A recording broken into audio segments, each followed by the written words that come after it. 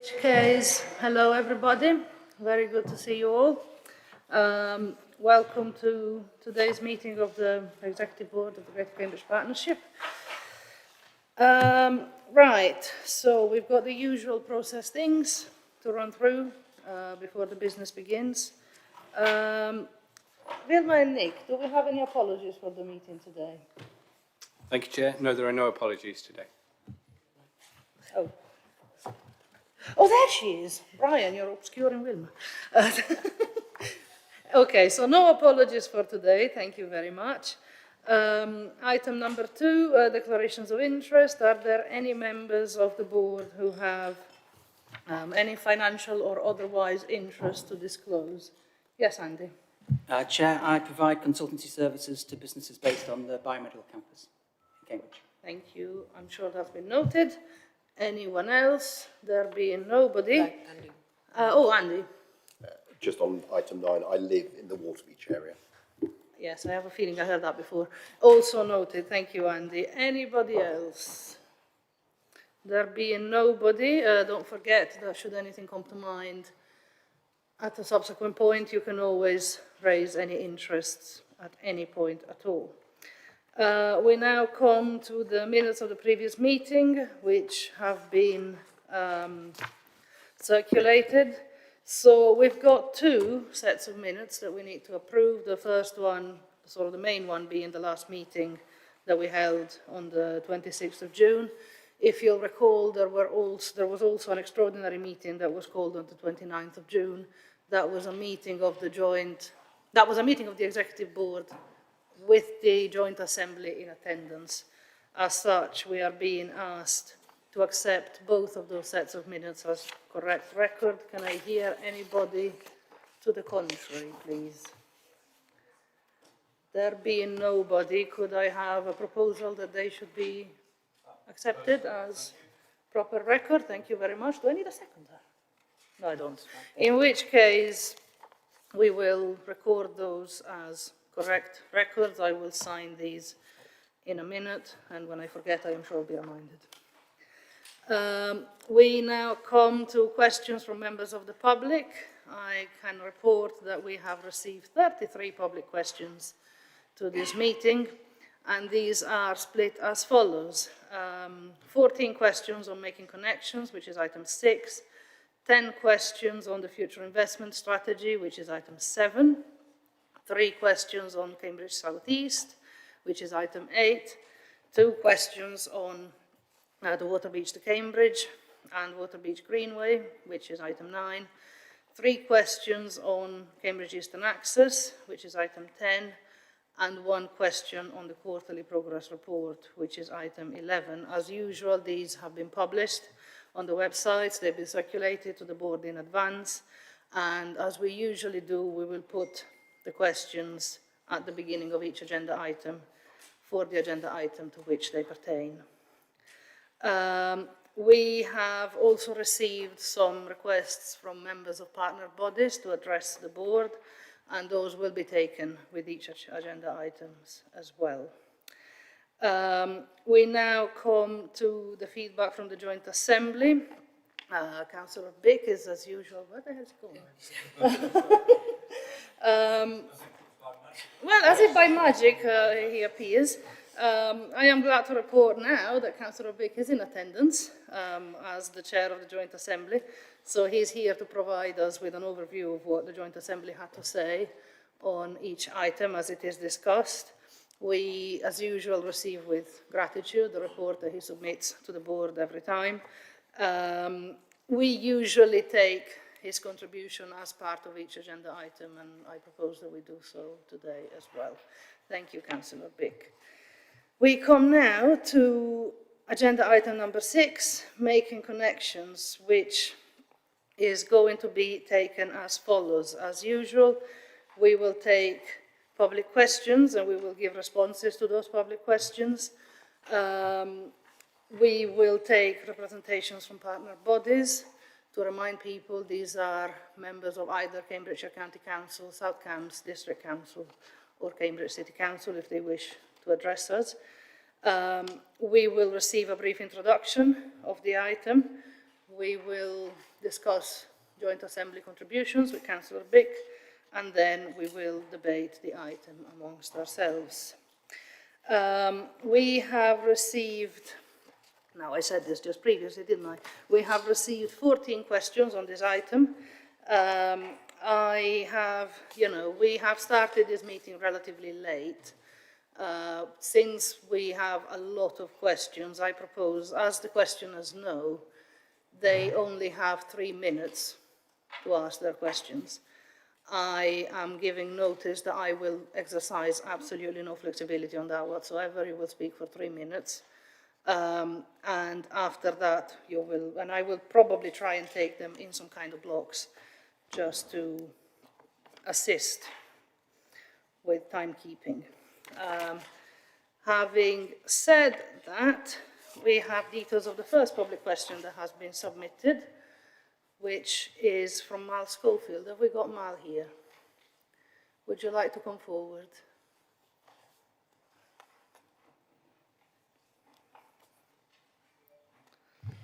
Chair, while Mr Schofield takes his seat, can I just clarify? What I will do is I will do a light tap of the gavel when there are 30 seconds left, and then an alarm will sound when the 3 minutes are over, just to help questioners.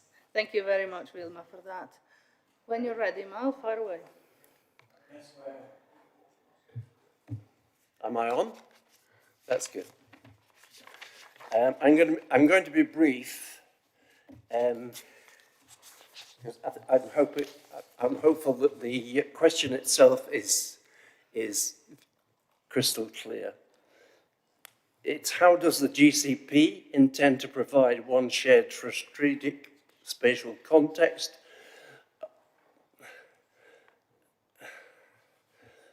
that delivers achievable and sustainable growth for Greater Cambridge, whilst preserving and enhancing the nature of our unique corridors. Let me just read what I intend to say.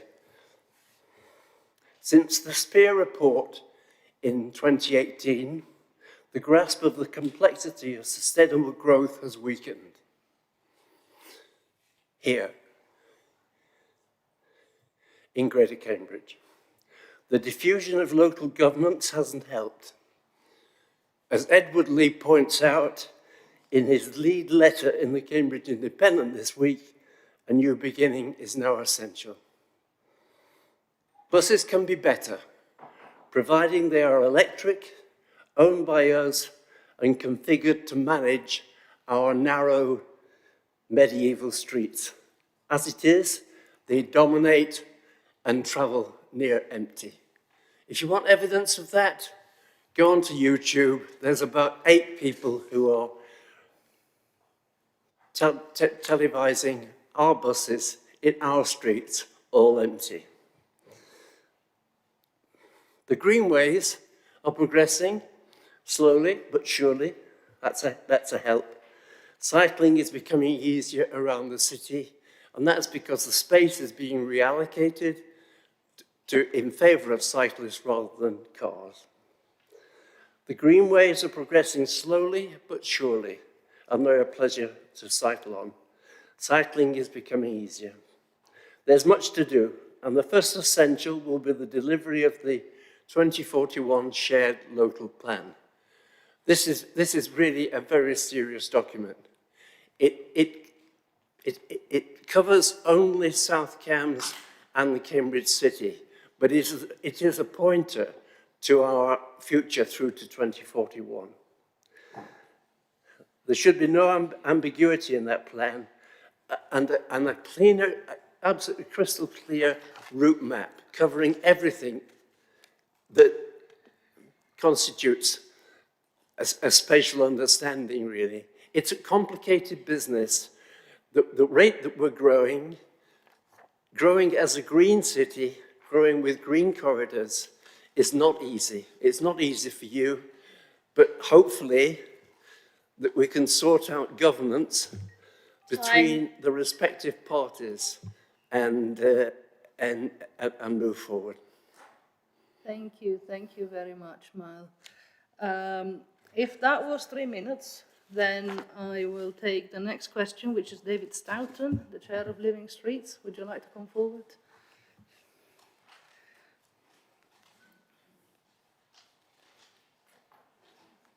Dave, you could go to the other table. There's 2 tables. Do feel free, if you need more time to sort of occupy and disoccupy the tables, there are 2, so do feel free to use all of them. Whenever you're ready.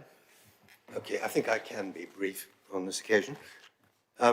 Living Streets is committed to improving conditions for walking and deeply disappointed by the lack of funding to support it. The £5 million annual funding proposed by the GCP at least signalled intent to take action and to recognise walking as at the top of the national transport hierarchy. So we ask, with the STZ in tatters, how do the GCP and politicians now intend to meet the Department of Transport's requirement to put walking first? There's been no dedicated funding stream for walking in any GCP strategy, and some schemes have included impediments to walking. Floating bus stops and shared-use cycle paths are good examples. People won't walk more if it is considered risky, unpleasant, or they simply don't feel secure. So we ask, what plans exist to create an infrastructure that cuts pollution, protects walkers, and enables those 20-minute walks that will reduce health risks and cut NHS costs? Thank you. Thank you very much, David. Neil Mackay is next. Would you like to come forward?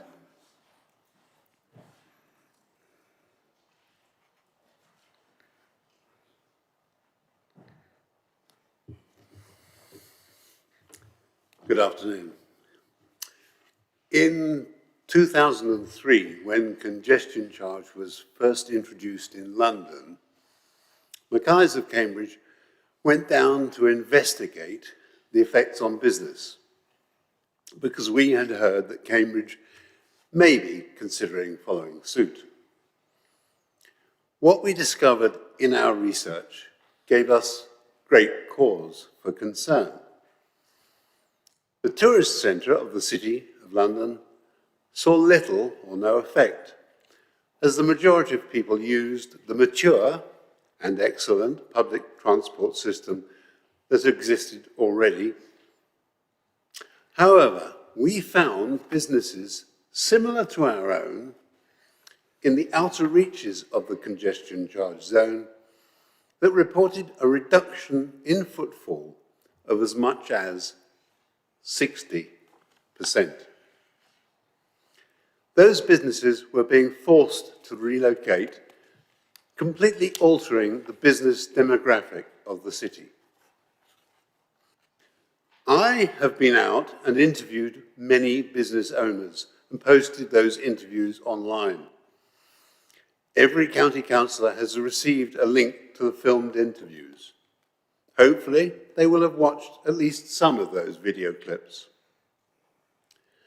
The effect on small and medium-sized business of introducing a congestion charge will be hugely negative.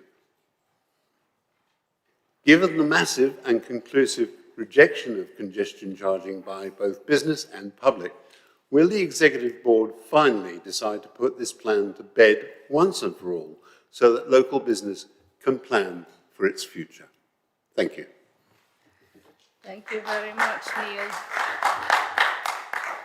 Okay, so in a slight break with protocol, Lynn, would you like to start answering the first question?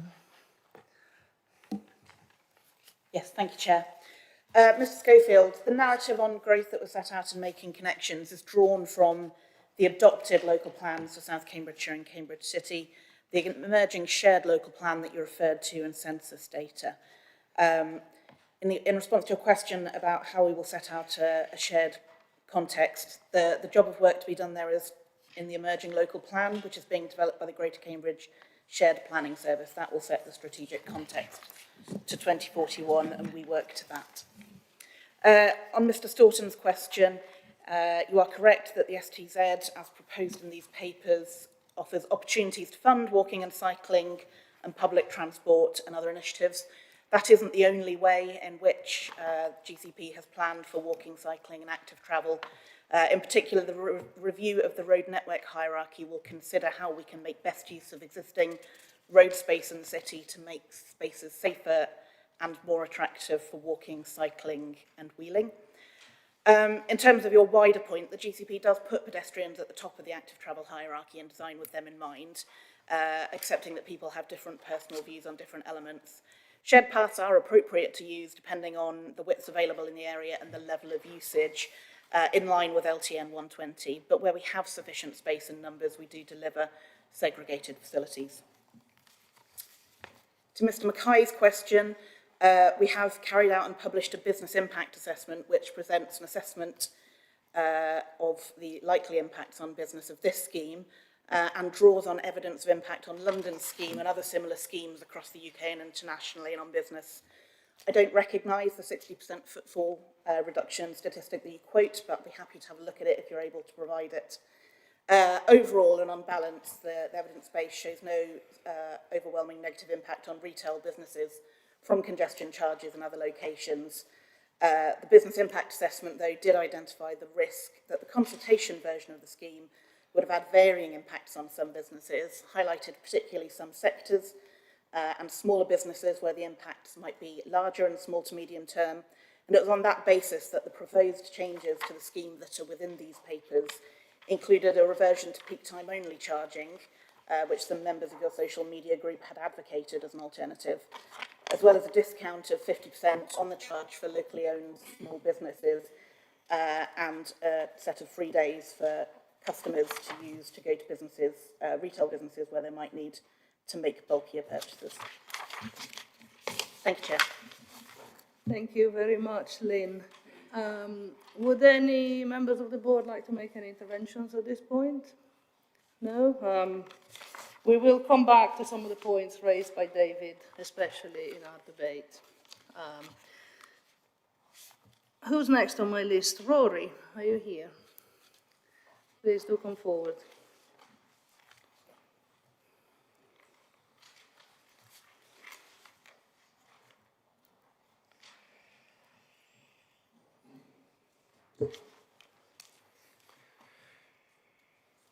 At your last meeting on March the 2nd, this chamber was told that Cambridge had something like the 4th worst air pollution in the country.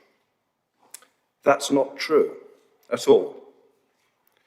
In fact, as regards PM 2.5, the City Council's own latest air quality status report notes the following. Source apportionment using the DEFRA background maps shows that most background PM 2.5 in Cambridge has a regional component of around 95%. The background estimates in Cambridge are around 10 micrograms per cubic metre. Whilst Gonville Place saw a similar reduction in 2020 due to the pandemic, reducing from 14 micrograms per cubic metre annual mean in 2019 to 11 micrograms per cubic metre annual mean in 2020. Levels remained above background, suggesting there is an additional contribution of up to 4 micrograms per cubic metre of PM 2.5 due to vehicle emissions.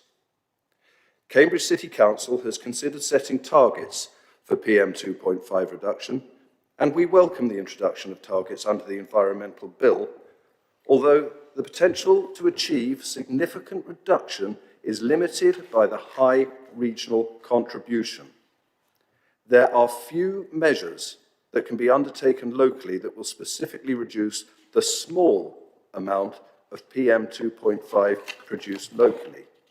Regional, national, and international measures will be more effective.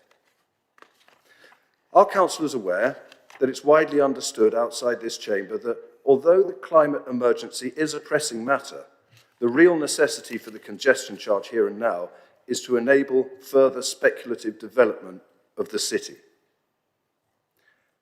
Do councillors know that the target set out as one justification for the congestion charge for the GCP to help create 44,000 jobs by 2031 was met in 2022?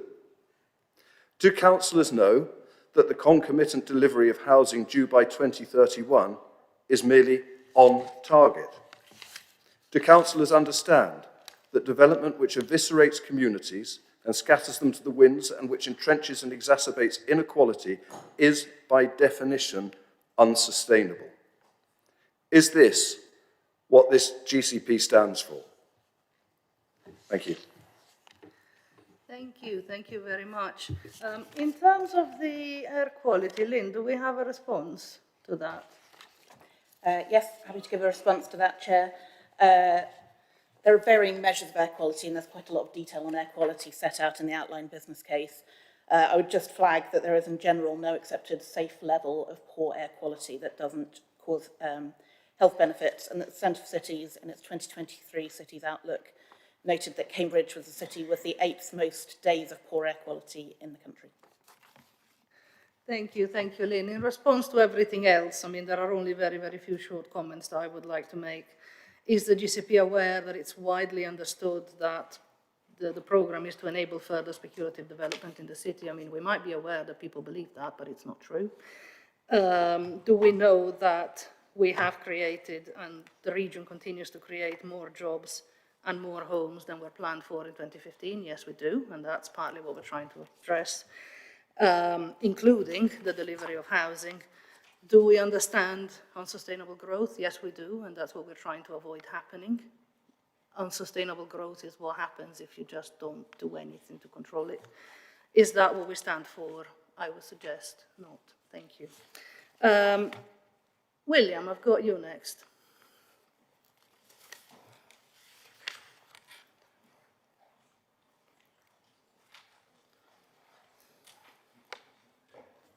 I'm just going to read a short statement, followed by my question. This was written by a very concerned Cambridge resident, so I just wanted to bring this to the public's attention. The current Cambridge local plan requires that major development schemes, like those that are coming at the Beehive Centre, the Newmarket Road Retail Park, the Grafton Centre, have sufficient transport infrastructure to service them. That's what it says in the local plan. Without that, applications must be refused, unless certain conditions are met, for example, that there are wider economic benefits. Developers are now claiming that Cambridge is so important to the UK economy that we should disregard the fact that all of these schemes are unsustainable. See, for example, the Stantec report from 2020, which clearly lays out in stark terms the lack of water to supply any more development in the greater Cambridge region. That was written long before the recent revelations about the dangerous state of water company finances. And so, we have speculative developers desperately applying for as many employment site schemes as possible so that they can claim that we need to build more houses, all the while saying that their schemes should be approved without delay because they are sustainable and there's a climate emergency. Increasingly, though, they are running into trouble at the planning committee and appeals stage as residents and councillors are beginning to understand what's actually going on. Michael Gove has thus announced that he is going to send a planning hitman, Peter Freeman, to produce a new vision for Cambridge. Never mind the already existing democratically arrived at low property in Cambridge, which could likely be repurposed to accommodate lots of the government's growth agenda without encroaching into greenbelt land, or the fact that there have been major behaviour shifts in work, getting to work since COVID-19. That was in the G.L. Hearns report for employment space oversupply. So the congestion charge, it would seem, is to enable speculative development, for which there's no water. So my question is obviously simply, how long is this going to go on for? How long are you going to keep up this pretense? The congestion charge isn't to do with congestion, and the sustainable travel zone is to support something which is unsustainable. This is just about development, is it not? Thank you, Will. Again, and I'm very sorry, but I wasn't able to follow my notes because I don't think you asked the question that you sent, but I think it has been understood. In terms of, is this about what I think it is? No, it isn't. And I know that, there's people very desperate to make this case. It doesn't stop it being false. In terms of Mr. Gove, I know that Mike wanted to intervene, so he can tell you a bit more about that. Thank you, and thank you for the statement and the question. I think if I can go backwards before I specifically about Peter Freeman, back at the end of May, Nick Johnson, myself and Councillor Bridget Smith wrote to Mr Gove to outline our concerns about the water scarcity in this city, because quite clearly no sustainable development can take place without the effective water. So oddly enough, in that we agree with you. The problem where I disagree with you is it's not being done for speculative development. This is about how we continue to sustain our city in a way that's right for the city and its residents. And in terms of Mr Gove's response, the first work that Peter Freeman has set up is to establish a water scarcity committee. He's working with partners across the city with an attempt to find a solution. So I take and note the points you made in your statement, but I think the bit where me and you probably disagree is it's not about unsustainable speculative development. It's about trying to make this city a better place to live in. Thank you very much. Thank you, Will, and thank you, Mike. Unless anybody's got any more comments, I've got Ian Black next. Whenever you're ready.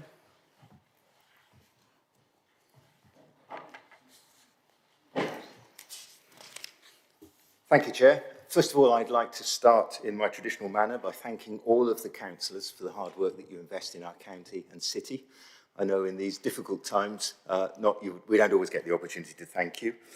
And I particularly want to thank the people in the back rooms who produce all of the documentation that goes along with all of the consultations and meetings, particularly that 500 pages that was produced for the 23rd of September session with the combined authority, which sadly, thank you to Councillor Bick, didn't surface, wasn't discussed, but did contain a lot of great information and ideas that we really do need to work collaboratively on in the future to ensure that we can move forward together rather than subjugating the democratic process and the 90% of people who on repeated occasions voted against the congestion charge, Councillor Bick. So moving on to my question, concerns the Making Connections 2022 consultation raw data posted on the website. There was a lot of unstructured text collected in that survey, which had to go through, I believe, a process of redaction. As far as I know, correct me if I'm wrong, that still hasn't been presented on the website or fed back to the population for their analysis. So, succinctly put, when will we get those results? When will we be able to see that unstructured survey result? What was the deduplication process involved in ensuring that one person didn't sit there and enter multiple entries? Was it automatic? Was it manual? What was the workflow for that process? And what's been the chain of custody since we're still waiting for that information many months later? Thank you, Chair. Thank you, Ian. I'll take a couple more and then we'll come back to you. Jenny, have we got Jenny in the room? Chair, this is being asked by Sarah, who's on Teams. Of course. Apologies. So, Sarah, do we have you on Teams? Yes, hello. Can you hear me? Yep. Yes, we can. Do go ahead whenever you're ready. So this is on behalf of Jenny Williams from Cambridge Parents for Sustainable Travel. We're a carless family who cycle and walk with our preschooler across Cambridge and the surrounding villages. In quiet, safe streets, we recognise that there are lots of benefits to our active travel, including increasing our daily exercise and exploring the outside world with our daughter. However, for large parts of the city, this is not our experience. We deal with walkways that are too thin for our stroller and too thin to walk holding hands with our child, pavement parking that forces us into busy roads, as well as poor driving and aggressive attitudes from drivers desperate to get through congestion as quickly as possible. It means walking in polluted air and next to overly loud traffic that terrifies our child. The poor and potholed state of the roads and walkways has caused damage to our bikes and tripped up our daughter numerous times, all of which can make active travel highly nerve-wracking. In light of the Joint Assembly's request to the Exec to reflect and report back on making connections yet again, we want to know why our needs are not as important as those of people in cars and how much longer we need to wait to see substantial improvements to our safety while travelling around the city. Thank you. Thank you very much, Jenny. By which I mean Sarah. Many apologies, but thank you very much for asking the question. Martin, is he also on Teams? Yes, Chair, he's on Teams. Would you like to go ahead whenever you're ready? Can you hear me okay? Can you hear me? Yeah, it's all good. I'm a resident of Petersfield. I'm not speaking on behalf of any organisation. If one thing has achieved consensus, it's that public transport needs massive improvement and that this should be done through franchising to end the current stagecoach monopoly. Those unable to afford a car are highly dependent on an ever-dwindling bus system, especially in rural areas. Those at the income level just above are forced to spend thousands for a car they can barely afford. Those too young to drive and many others have little transport independence.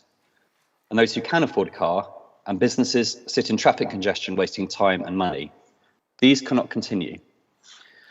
As an example, 2 days ago, while shopping on Mill Road, I observed a bus stuck in traffic, mostly single occupant cars. It took a staggering 14 minutes to travel less than 500 metres. That's a third of Mill Road, and I have photos of this. This is intolerable. Modern cities do not tolerate buses stuck in car traffic. Both congestion reduction and funding for public transport are necessary. The hard fact is that improving public transport under franchising requires a subsidy income stream from somewhere. And there are only really two routes that raise enough funding: a congestion charge or a workplace parking levy, which taxes large businesses. The report for the February 2020 Exec Board meeting stated that a workplace parking levy would raise around 23 million annually. At a joint assembly meeting months ago, I asked why workplace parking levy was not being pursued. And the answer given was that workplace parking levies can raise revenue and reduce traffic, but on a smaller scale than the proposed STZ. However, the paper in front of you now proposes a smaller STZ to raise only 33 million. So it and the workplace parking levy are now in the same ballpark and should be considered side by side. So the answer given last time is irrelevant. A workplace parking levy has already seen surprisingly high levels of support from both sides of this debate, including even the South Cambs Conservative MP. It would be a much simpler scheme, has no significant regressive effects, and it will be one of the few ways of taxing the growth industries which exacerbate the congestion problem. So I ask that the workplace parking levy be put firmly back on the agenda and delivery considered quickly. Thank you. Thank you. Thank you very much, Martin. I'll come back to a couple of the points that you made in a moment, but Lynn, do you have some answers to what we've heard so far? Yes, thank you, Chair. To Mr. Black first on data. In response to your query about when the free text data will be redacted, it's worth explaining that here we've got to balance a couple of important competing commitments here. So there's our duty to and commitment to transparency, and then there's our legal duty under UK GDPR legislation, and on top of that there's a requirement to achieve value for money in public expenditure. So you'll hopefully appreciate that reviewing and redacting about 150,000 individual text responses for potentially identifying information, both in individual things and in combination with other answers that the same person has given, could be a very expensive undertaking. We've commissioned some digital redaction, but we are in the process of QA checking that because, of course, we have a duty that we take very seriously to ensure we're compliant with privacy law before we release that. So we will publish it in due course, but we will make sure we don't do so until we can be confident that we're compliant with the law. In response to your question about the way in which the data was processed, the survey was hosted on Consult Cams, which is a web platform that the County Council use and the GCP use. Response to the questionnaire wasn't limited by IP address to ensure that we didn't restrict access for those using shared computers in public spaces or student accommodation or indeed family members from the same household. Neither was registration or provision of personal details mandatory because that's part of consultation best practice to not put up barriers that might discourage participation, especially from those groups who tend to be underrepresented and are more likely to be put off by those sorts of questions.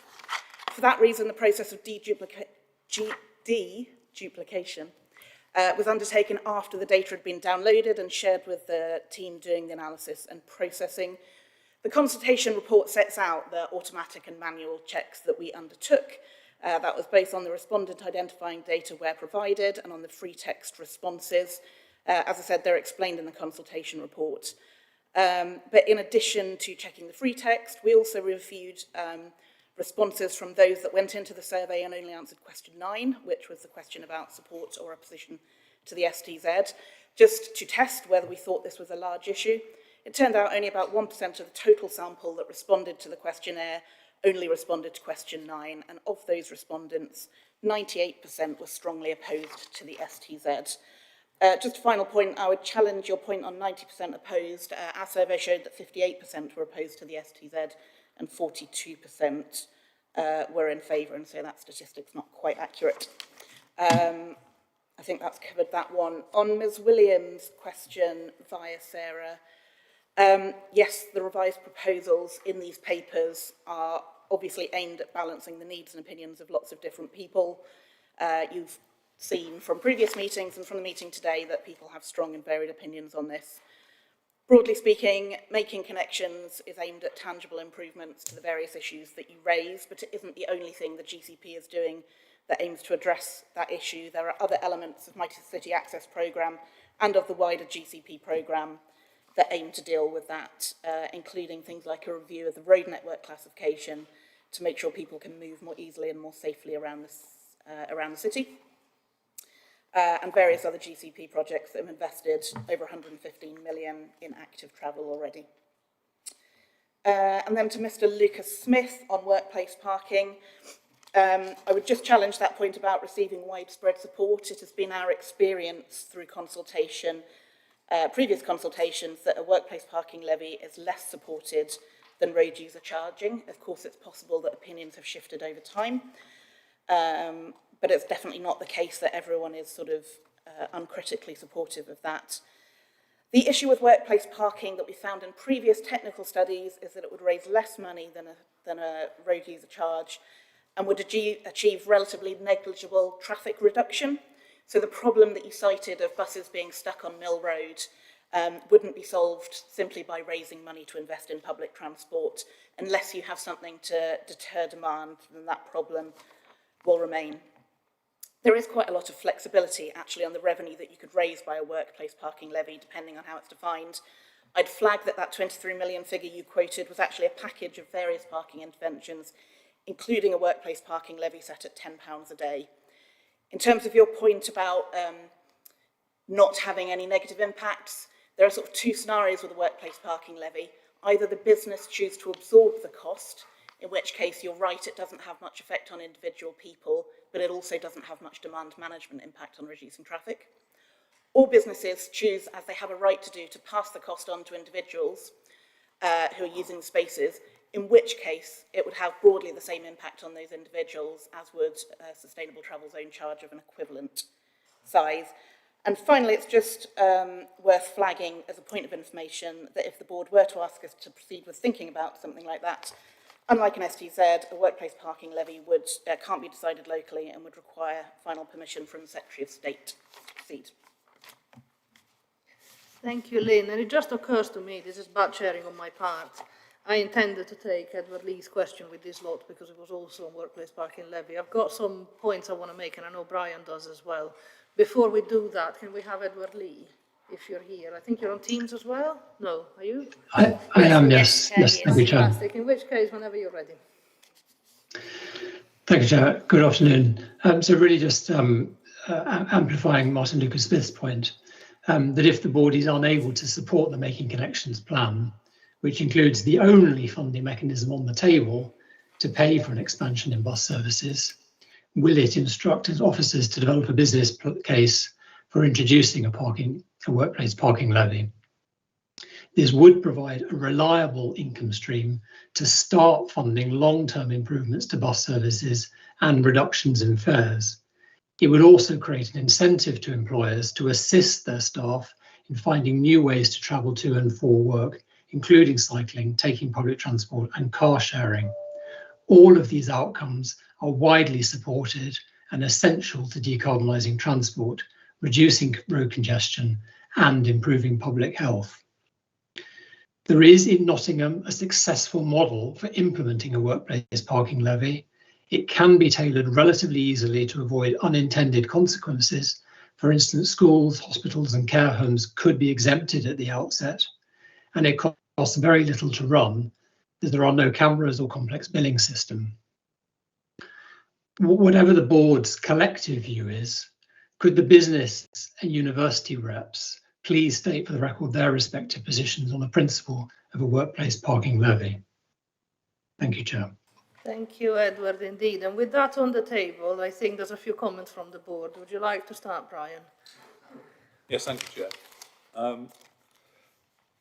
I'm interested in this returning theme of workplace parking levy, because we've examined this many times over the last, 9 years from the inception of the city deal. And each time we've looked at it, we've come to the conclusion that the income generated, certainly on its own, as we've just heard, wouldn't support the revenue we needed. And Nottingham is often cited as an exemplar of workplace parking levy success. But if I'm correct, that raises something like £9 million a year, which does not cover the cost of the bus and tram services that are operating in Nottingham.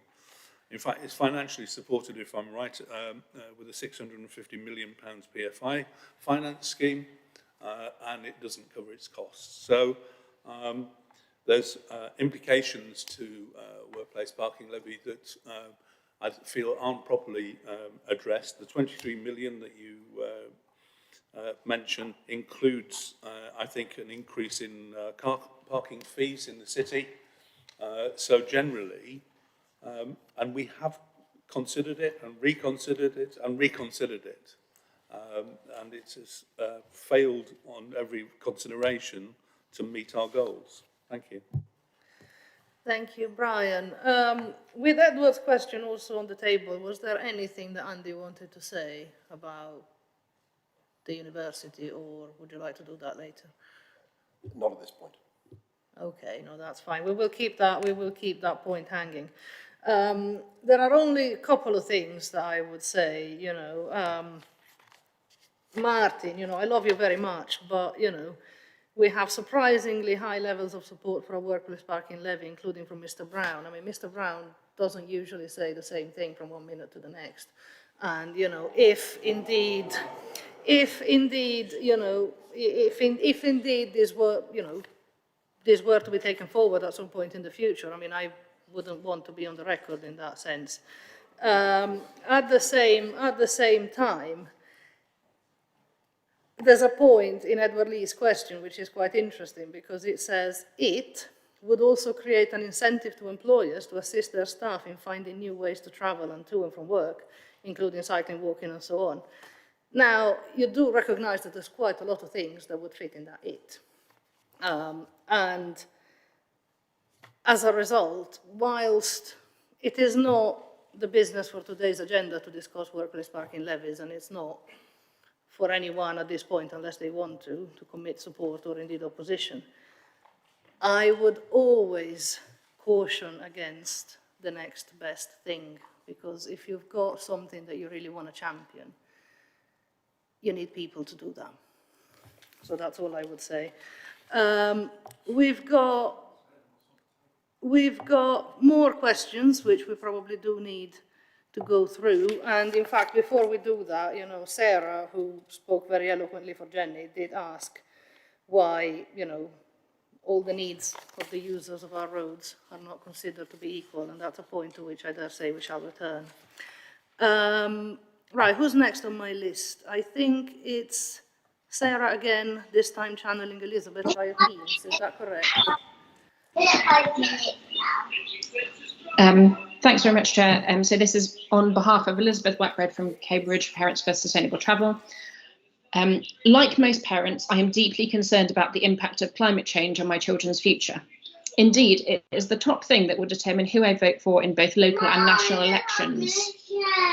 Transport emissions account for a full 35% of Cambridgeshire's carbon emissions and are the single biggest source of emissions across the county, as well as contributing to local air pollution, which breaches World Health Organization limits across Cambridgeshire. My home in Cambridge breaches 3 WHO limits, which means my children, who are 5 years old and 18 months, are at risk of reduced lung development, cancer and disease-related mortality. Given the failure of all parties thus far to deliver a solution to these problems, I would ask who the politicians represented here think I should vote for. I can't vote Conservative as they campaigned against the STZ. I can't vote Lib Dem as they withdrew their support first. I can't vote Labour as they didn't stick up for the STZ when the Lib Dems withdrew and campaigned against it in Cherry Hinton. And I can't vote Green because they failed to campaign for the STZ when it was the single biggest opportunity we've had and are likely to have in this region to cut carbon emissions, which I thought was their main concern. What are you all going to do now to rebuild trust and address the twin emergencies of climate and air pollution? Are you going to fight to do what's right and win my vote, or do you not care about either? Thank you. Much, Sarah, and you're kind of next on my list again, so would you like to go again at this point? Sorry, Chair, this is a different Sarah. This is Sarah Hughes. Oh, many apologies. I am getting very confused by these hybrid meetings. Do we have the other Sarah? She's in front of you in person. Hi, Sarah. I do apologise. Go ahead when you're ready. So I'm asking my question on behalf of the Cambridgeshire Sustainable Alliance, Sustainable Travel Alliance. We're an alliance of 31 organisations active in the areas of transport, environment and health. Be bold, be brave and take action. That was the key message from the Greater Cambridge Citizens' Assembly on congestion, air quality and public transport in 2009 to the GCP. Assembly participants were acutely aware that positive outcomes depended on politicians having the courage to take difficult decisions. As one Assembly member put it, have some backbone. We can't afford not to act on what this Assembly has concluded. But after years of work, where are we now? The solution we need is on the table. You have detailed plans for a powerful scheme that reduces congestion, generates a substantial amount of revenue every year to spend on sustainable transport, and encourages people to switch from driving to sustainable transport. But after months of timid fence-sitting, you've withdrawn your support. When transformational change was within reach, you chose not to lead the way. If you vote not to take an STZ forward, you risk a public transport system in a spiral of decline, which will hit the young, older people and those on low incomes the hardest. Rising carbon emissions from transport when the past 8 years were the warmest ever on record. Increased time lost to congestion and the costs that brings. Reliance on a patchwork of less powerful alternative schemes, some to raise revenue and some to reduce congestion, each of which will require months or years of plans, consultations and debates. Noisy objection to any scheme you bring forward. The grass is not necessarily greener on the other side. Please don't let failure be your legacy. We need action now. Please start work with urgency on other schemes to reduce congestion, free up road space, promote behaviour change, raise revenue for public transport and enable bus reform. We need you to improve and deliver the road user hierarchy, progress the integrated parking strategy, deliver on the greenways, build travel hubs, while at the same time consulting on schemes that could raise much needed recurring revenue, such as a workplace parking levy and an enhanced city centre scheme. We also need you to speak up with confidence for the plans you are developing. Much of the public was unaware of the benefits of the Making Connections proposals, and a lack of positive communication about its benefits left a void that was filled with anti-STZ messaging. I'll finish with my question. Can officers outline how the current proposals meet the strategic objectives of the City Deal programme and explain how these objectives could be met by other schemes if the STZ doesn't go ahead? Thank you indeed, Sarah. Thank you very much. I will hold the very last question you asked over Lynn's head, but before that, there are a few political points that I think it would be appropriate for the board to address. And I was wondering, Brian, if you might like to go first. Thank you, Chair. Anne Hidalgo in Paris introduced a car limiting scheme that was hugely unpopular at the time, but she did get elected on that basis. And she was re-elected recently, and people in Paris are generally delighted with the recovery of their streets from the cars that were congesting their roads. Philip Watu, if I pronounce his name right, is the former Ghent deputy mayor who introduced a system of limiting traffic in and out of Ghent. He had death threats and huge hostility to the plan. He's been re-elected recently with an increased majority because people in Ghent are delighted with the recovery of their city. So it's hugely disappointing when colleagues of mine have changed their allegiance or propensity to vote for a scheme where previously they've supported the bold vision that was promoted by the Citizens' Assembly. On a personal note, I would apologise to those people who, like me, think in 10 or 15 years' time, we will not be thanked if we don't pursue this opportunity to give them a solution to the impending congestion chaos that will come inevitably from increased economic activity and with people trying to get in and out and around the city. Thank you, Brian. Is there anybody else who would like to intervene? Yes, Mike. I'm not sure the words intervene, but I think explain and answer the question is probably what I need to do. It would be fair to say that over the course of the time that I've been involved in the GCP, one of the things I have been unwelcomed was the ability to work with others to try and find a solution to the congestion problems that we faced, including within that the Liberal Democrats across the hall from here. It was therefore with huge disappointment that we found out of the decision made by the South Cambs Lib Dem group, which appeared to be for purely political reasons. There was no reasons given beyond that. And so we were unable, therefore, to discuss the proposals that had emerged under section, or the proposal 1A as it's now been known. I think you're right to challenge us as to why we then withdrew support. Because of the nature of the voting process within the GCP, once, as you'll be aware, once one group withdraws, then in essence you require unanimity in this, and so therefore it made no sense for us to carry on in terms of proposing that the current draft outlines go forward.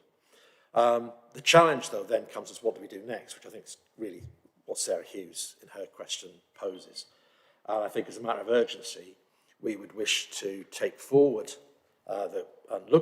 review the consultation process, take forward things that come out of that, and to try and find a way forward, having had some pause for time to reflect. But as a Labour group, we would want to do that in conjunction with business colleagues, business communities from the university, and I hope with the Liberal Democrats. But at the moment, it'd be fair to say, I'm not really very sure where they're at, but I'm sure that will come out in due course. But so from my perspective, we need to act in emergency, we need to act quickly, we need to act fast, but I do recognise the questions that you pose. So thank you. Thank you, Mike. Now, before I take the next question, you know, there was a question directed to GCP officers. It was very brief, but Lynn, would you like to give a very quick answer to that? Yes, Chair.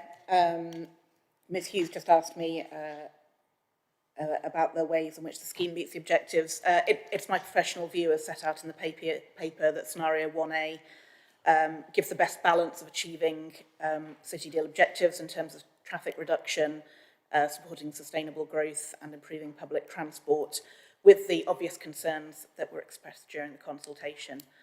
So whilst not delivering as much benefit as scenario 2 in terms of traffic reduction or revenue raising, it's my view that 1A, which is a move to peak time only operation, substantially reduces the potential negative short-term impact on small business and the self-employed, and that it goes further to reflect consultation feedback than scenario 2. In terms of alternative ways to meet those objectives, as we set out in the technical work, there's potential for a contribution to these objectives by various other interventions, including many of the things that are already underway in the GCP programme, Findings of previous stages of technical work has been that no one intervention alone other than the STZ could meet these objectives. So achieving them is likely to require a combination of measures, looking at revenue raising and demand management. But we're taking forward work, thinking about some questions through the road network hierarchy and integrated parking strategy. And also, Chair, if I may, can I just correct myself earlier when I was responding to Mr. Black? I said that it was 58% opposing the STZ zone, not 90%, and that's correct.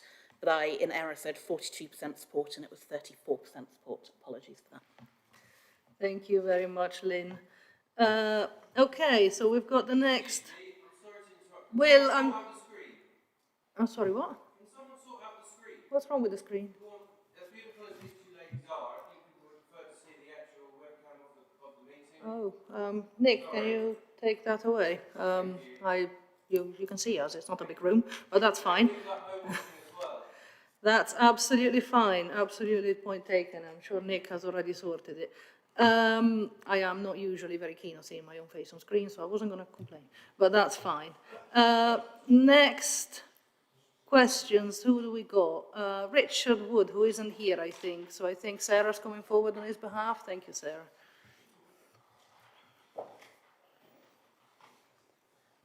So I'm reading Richard Wood's question, which is on behalf of Cambridge area bus users.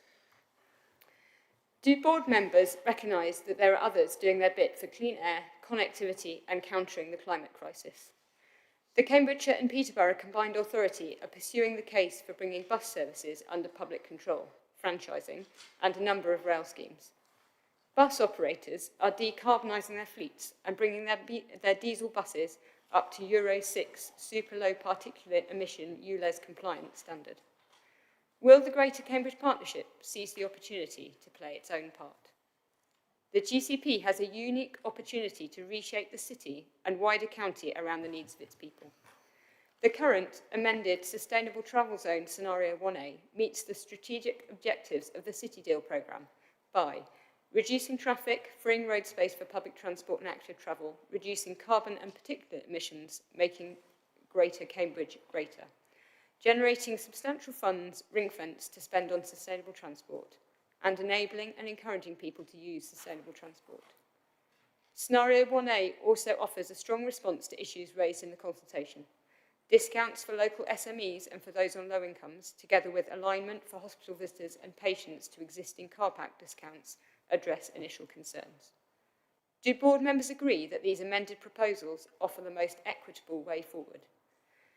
Can GCP officers explain whether the strategic objectives of the City Deal programme could be met by other schemes if the STZ doesn't go ahead, and give an estimate of the time delays and financial costs which the GCP would incur whilst work on other schemes was progressed?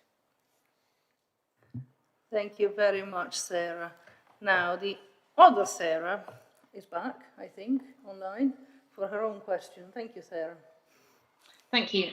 So I'm from the group Cambridgeshire Parents for Sustainable Travel, and my question is as follows. Families in Cambridge and the surrounding area are like those anywhere else. Most of us want the same things like getting the drop-off done and to work on time, having enough money to live comfortably, a home in a community somewhere that's safe and healthy for our kids, and feeling secure about their future on this planet. Lots of us feel like we're struggling with some or all of these things now, and the proposed sustainable travel zone was aimed at helping with that. But whatever solution is suggested to deal with our problems, there will always be naysayers who try to profit by spreading opposition and stirring up divisions. So my question is, will the politicians have the courage to get a solution, which we all know we need, over the line so that the process of healing our communities can begin? Thank you. Very much, Sarah. I think Anna's next on my list, and I think she is the last of the public speakers. So if you would like to come forward whenever you're ready. Thank you, Chair. I'm speaking today on behalf of CampCycle's 1,700 members. Last week, following the government's decision to water down its net zero commitments, Greenpeace said that Britain had gone from leader to laggard on climate change. Car manufacturers agreed, with Ford saying that three things businesses needed were ambition, commitment and consistency.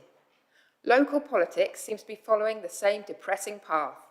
Where is the decisive action we need to provide safe and affordable transport networks for residents of all ages, to tackle our region's climate goals, and to help our businesses thrive. Cambridge has been a pioneer in transport planning, often the first to trial new cycle infrastructure and the first UK transport authority to embed demand management by road pricing in its policy way back in the 1990s. This area is not a leader anymore, far, far from it. It's a national embarrassment that we cannot include our city in the list of places that are taking decisive action on pollution, congestion and carbon emissions, such as Bath, Birmingham, Bradford, Bristol, London, Nottingham, Oxford, Portsmouth, Sheffield and Newcastle. Cambridge should be on that list. The publication Local Transport Today called the Sustainable Travel Zone scheme an exemplar of integrated mobility, yet you are about to throw that all away. If you do, what is the ambitious alternative that will match the boldness called for by the Citizens' Assembly? Where is the commitment to the economic, social and environmental goals that each council, as part of this GCP, has signed up to? The climate emergencies that have been declared, the focus on reducing road deaths, which are way, way above the County Council's target at the moment. Too many people are dying and suffering on our roads. Where is the consistent funding we need to improve cycling, walking and public transport? If you do not have a feasible solution to reduce vehicle traffic and generate income for sustainable transport, it will impoverish every person, business and community in this region. Being left with absolutely nothing this afternoon, not even a local transport and connectivity plan, is a failure of local politics, local democracy and the consultation process. How are the councillors in this room and those outside of it going to rectify this? My question for the GCP is, if this plan goes back to the drawing board, when's the next consultation on a viable alternative? Thank you. Thank you, Anna. Thank you very much. Now, let me just go very quickly back through. There are a couple of things I think that, Elaine, you can address, especially in the first two questions, if you don't mind. Yes, Chair. To Mr. Wood.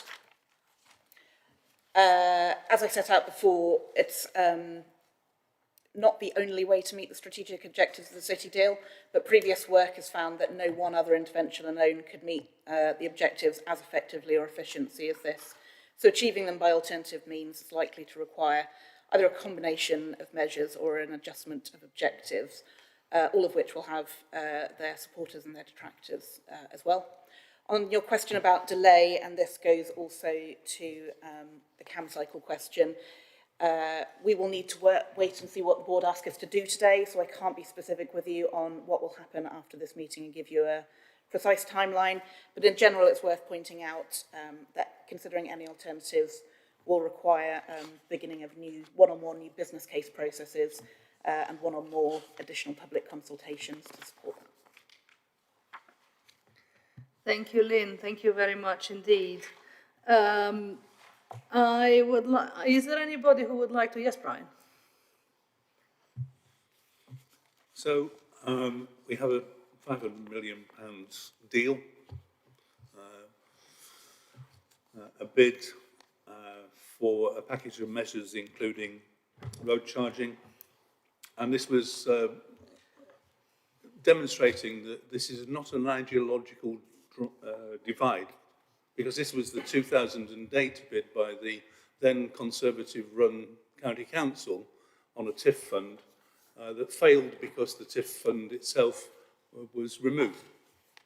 So clearly the Conservatives don't object to road charging as a measure to reduce congestion in Cambridge. And there's the rub, because even within a political party, we aren't decided about this issue. South Cambridgeshire were not part of the announcement that was made last night by colleagues on the County Council and the parliamentary candidates. And I have a lot of sympathy with the questions who were asking, do we have the courage of our convictions? Thank you. Thank you, Brian.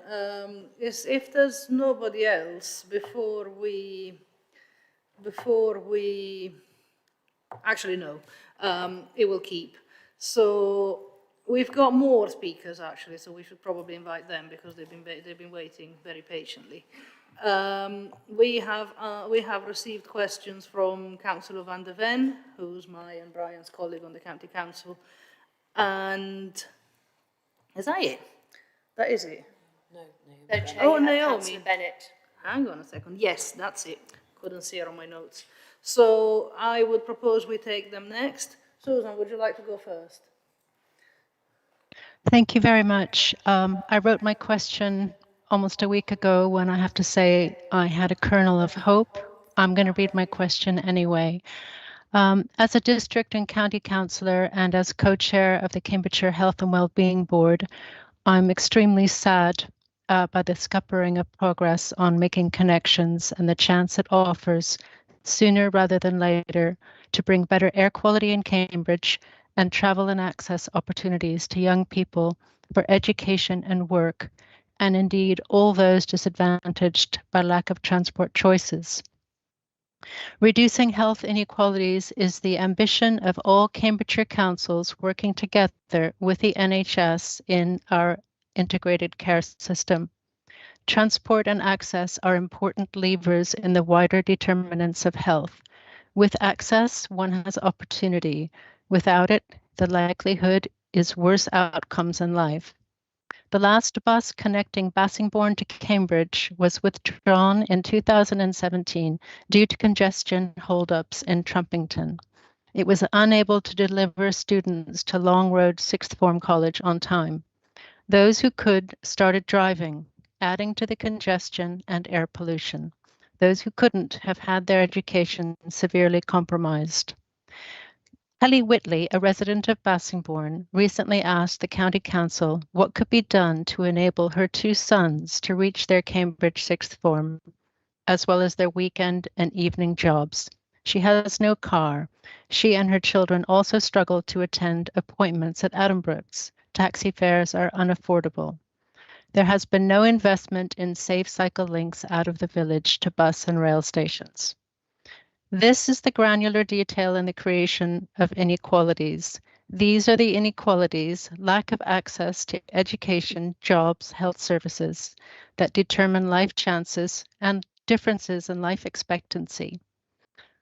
I welcome today's report on the potential of making connections for dealing directly with these inequalities, and I look forward to the health impacts paper produced in collaboration with Cambridgeshire Public Health. I hope that a way will still be found of enabling this transformative project, which has been significantly revised to meet public concerns, to proceed first and foremost for our children and young people. And I would like to thank the officers and also the members of the GCP board and assembly for an enormous amount of work and careful consideration of everything that's come before them, reaching this point of today. Thank you. Thank you very much, Susan. Naomi, do we have you? You do indeed, Chair. Fantastic. Whenever you're ready. Thank you, Chair. It's clear that we're no nearer to a political consensus than we were when I was elected over 2 years ago. We don't have agreement between the parties, and we don't even have agreement within the parties. So for that reason, what I want to talk about is something practical rather than ideological, which is a temporary stopgap solution. And the reasons why I'm doing that is because I hope we can tackle a resident's objection to the proposals, which is the lack of belief that a better bus service is possible, and also stabilise those bus services and by time to achieve a consensus.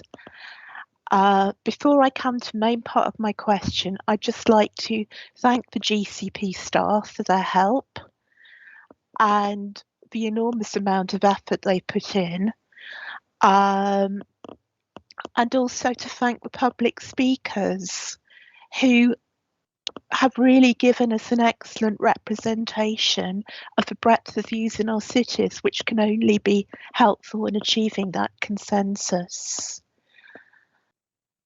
So, my proposal is a pilot scheme as a proof of concept to tackle one of the major barriers to public acceptance, which is making the buses work. Will GCP consider funding orbital bus services, joining the Park and Rides, Addenbrooke's, and other major employment centres and schools? If these services are not routed through the historic centre, they will be more reliable and much faster. We don't pretend that they will be free from congestion, but the congestion problem, which is such a barrier to public confidence, will be much less. Also, will GCP ask the combined authority to consider funding these bus services by a council tax precept? This also provides an opportunity to test this option, either as a short-term bridge while government permission is sought for a working place levy, or perhaps as a longer-term solution. If I have time, I'd just like to say a word about the about the 1A proposals and say that I don't think residents have had a chance to consider these complex proposals properly, and we haven't even seen the proposed revised bus services that would accompany them and won't until December.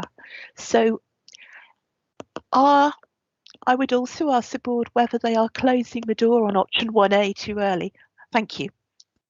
Thank you, Naomi. And before we wrap up with a couple of answers to those points, I mean, I do have to say thank you very much to all the public speakers. You've all kept admirably to time, so I'm very grateful for that, and we've got quite a long meeting still to go. But these things are important. Did you want to respond, Lynn, very briefly, and then I'll make a couple of points on my own? Yes, I'm very happy to.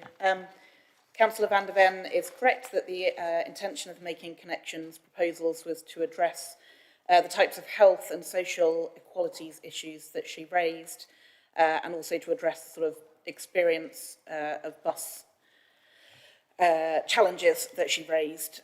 She'll be aware that the CPCA are currently considering bus reform proposals which would see greater local government control over public transport with the potential to set routes, timetables and fares and other aspects of the service through either enhanced partnership or franchising, which would prevent a situation of private companies being able to suddenly withdraw services in the future, as we've seen in the last few years.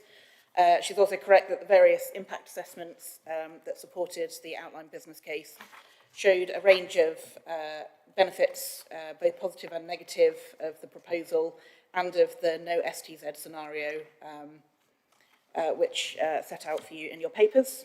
In terms of Councillor Bennett's question, I suppose I would just respond to a couple of points on the proposal for a pilot and the issue of funding buses to see what happens. Firstly, I suppose the value for money of standing up new bus routes, which requires capital investment either by private operators or by the public sector, without certainty of funding beyond a year or two, would be unlikely to be a sort of strong value for money case.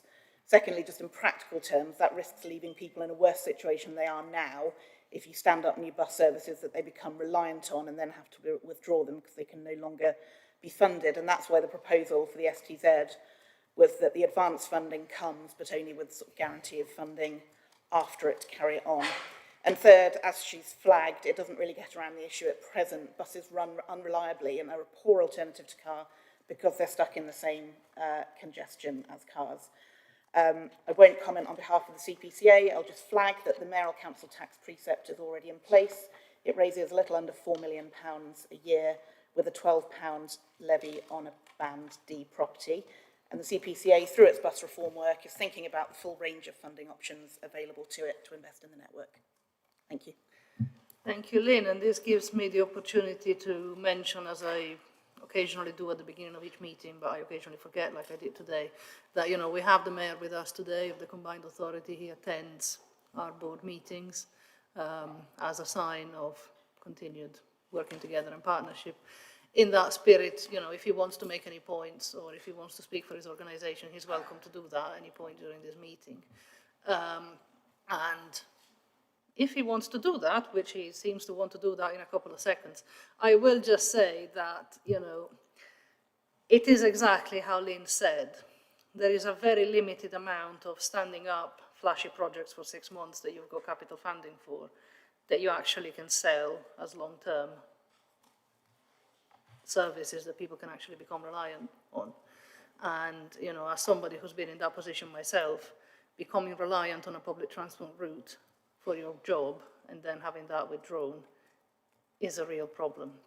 And it just, you know, it pushes people towards the only alternative that they can possibly count on, which is the very expensive thing sitting in their driveway, assuming they've got it, or indeed a driveway. So we have those problems to battle with, and we are battling with them. And all the proposals that have been made to the board are taken seriously and noted, and we will look at them and provide updates in the future. The problem we've got, as always, is that things cost, and they cost a lot more than a lot of people realise. Before we carry on with this item, Nick, did you want to come in? Thank you, Chair. As you say, I sit here not as a voting member, as somebody who is invited to be part of the discussions. In the past, to be fair, I've not often said very much. I think it's more been a case of a willingness of being able to sit and listen to the conversation, and indeed listen to the public questions. One of the reasons is because as a mayor for Cambridgeshire and Peterborough, my remit doesn't just cover the area, obviously, that we refer to as the Greater Cambridge area. But there have been, in the past, you know, there's no doubt, challenges where the GCP and the combined authority have not been able to work together. I just want to put it on a matter of record that in the time that I've come in as a mayor, one of the things that I saw that would help progress, and I appreciate progress is a difficult thing sometimes to measure, we would only ever succeed by working together and trying to come up with solutions that work, certainly for your area that you're representing, but I also have to think for the wider area of Cambridgeshire and Peterborough. I have no doubt, because it was something that I tasked the officers of the combined authority to do, and indeed my own personal workings with the political representative and people here, is that there has always been an ambition to get the best solutions for the local communities, and everything has been done with the best of intentions. It is, of course, a great shame that sometimes politics gets in the way, and I obviously have to put my hand up there, as I am a politician as I sit here. I would, however, just add that in amongst all the challenges that we've always gone on, there is and still remains a huge ambition at the combined authority to deliver on bus reform.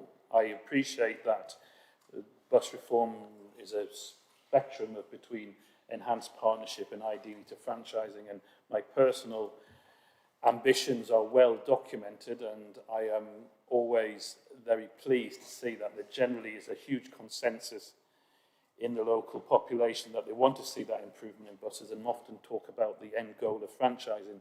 To acknowledge, I have had a conversation only today with a Metro Mayor in the north, Andy Burnham, who has achieved that goal, and it is met with huge relief. I still think there is ambition there. It will in itself not solve all the problems around congestion, and I recognise there is going to be a need for continued close working with colleagues across both our organisations, also to deliver in the improvements that people have talked about around active travel. Unfortunately, and I will acknowledge it, that the bus services, after decades since deregulation in the 1980s, is essentially a very difficult and broken system. But the ambition to turn that around and deliver a revolution in public transport, starting with buses, is the main aim as we go forward, certainly at the Combined Authority. It doesn't rule out other ambitious thinking that people have talked about in the past, light rail, tram networks, and all of those things that occasionally have been discussed before. But basically, over many years, the people of Cambridge and Peterborough have been failed in having a public transport system and enough active travel options. I will continue to work with you, the GCP. I will continue to direct the Combined Authority to focus on the benefits about improving public transport, active travel for the very reasons that have been highlighted before, because that improves health options. So it's a call to arms, not to give up, but you know, there are discussions that you will have and I will listen to, and I take on board everything said. But the ambition around buses remains, but it won't be the only answer, and we keep going. The Combined Authority is on the up, we're moving forward, and we will continue to work with you. Thank you. Thank you very much, Nick, and you know, your presence throughout my time on the GCP has certainly been much appreciated. So we're very happy to have you with us today. Now, going back to the agenda, we do have Councillor Bick next. So as you know, say what? Oh, no, I was... Oh, guys, there's still quite a lot of time to go yet, but thank you. Right, okay, everybody quiet. We'll have an agenda to carry on. I do propose that we will take a bit of a break after this item, but we still got quite a bit of the item to go, so we'll just carry on. As you know, the recommendations that come to the board are usually tested by the Joint Assembly beforehand, so they had their meeting on the, I forget now, about a month ago, I think, slightly less. And Councillor Bick chaired that meeting, so he's here to talk to us today about what happened. Rather unusually, on this specific item, we did not have recommendations from the Joint Assembly. Can I please ask for quiet? We've got business to conduct. Thank you. So, Councillor Bick, would you like to tell us what happened at the Assembly? Thank you, Chair. Yeah, I'm going to, it's obviously going to be a slightly different sort of report from previous reports, but as has been alluded to, prior to our meeting, decisions had been taken by two of the controlling groups of councils in our partnership. First, the South Cambridgeshire Liberal Democrats, and then in response, the controlling Labour Party in the City Council. The essence of that was that they didn't want to proceed with the process, and as a result of the second statement, neither of them wanted to proceed with the process. So the situation at the Assembly was one in which we did go round the room with all members, whilst the individual members had, I think in almost all cases, come along prepared to scrutinise the recommendation that was on our agenda for the option 1A. There was nevertheless agreement that wouldn't be undertaken because it would be considered a waste of time if the political consensus didn't exist to do anything with it. And so the decision was taken in the Assembly not to proceed with scrutinising the recommendation 1A.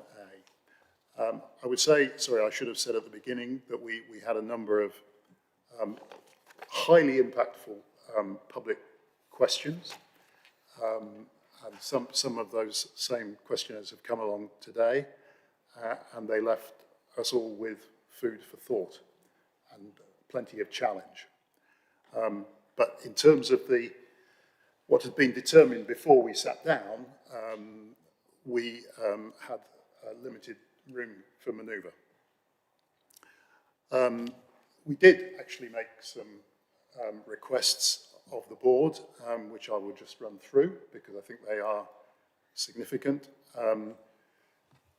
We asked that the officers prepare a high-level strategic assessment of the threats and any opportunities of starting over again on congestion reduction and public transport improvement strategy.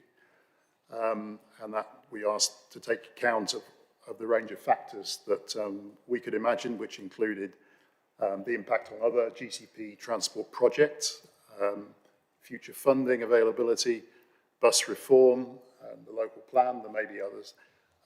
But I'm pleased to see that that appears in your agenda papers today as Appendix 4 on page 86. And it's stark reading. I mean, basically, not a whole lot of opportunity and quite a lot of threats.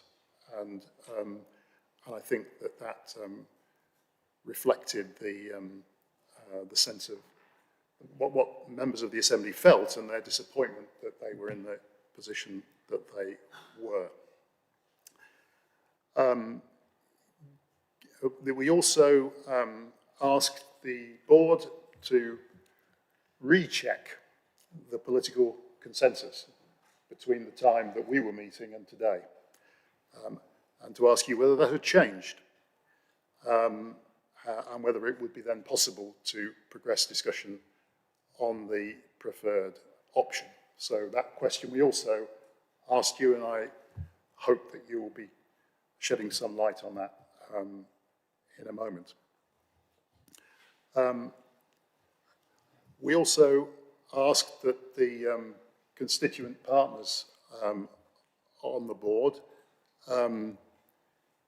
give us their confirmation that they do actually remain committed to finding and supporting solutions to the original objectives that lay behind the Making Connections work. I'm not going to recite what they are because they've been mentioned several times already, but I think it is quite important that we do understand that the partners still want those outcomes that we had agreed on at the start of the journey in Making Connections. And we also asked you, if this doesn't proceed, for your proposals for securing alternative sources of recurring revenue income that would be required to support bus services and active travel, and also where you were going to get the necessary demand management measures from to go with that. If I could just crave your indulgence, Chair, I mean, I would say that I am aware that since the Assembly met, the South Cambridgeshire Liberal Democrat group subsequently have adopted a more open-minded position, which might enable progress through revisiting the various options previously examined in the whole Making Connections project. And that's not only the road user charging, but also other interventions, and for that to be done at speed and involving other members of the constituent councils who haven't been so close to the evidence that we all have, because I think we felt that there is value in having a large number of people become as knowledgeable about the mechanics, the dynamics, the impacts as possible before decisions get made. And then, as has been referred to, an announcement has been made overnight, which seems to pitch further into this process, probably in a less positive direction, but that's up to members of the board to decide. I would like to take an opportunity to confirm that I am not a signatory to that statement. And that was for two reasons. One, that it isn't an open-minded process.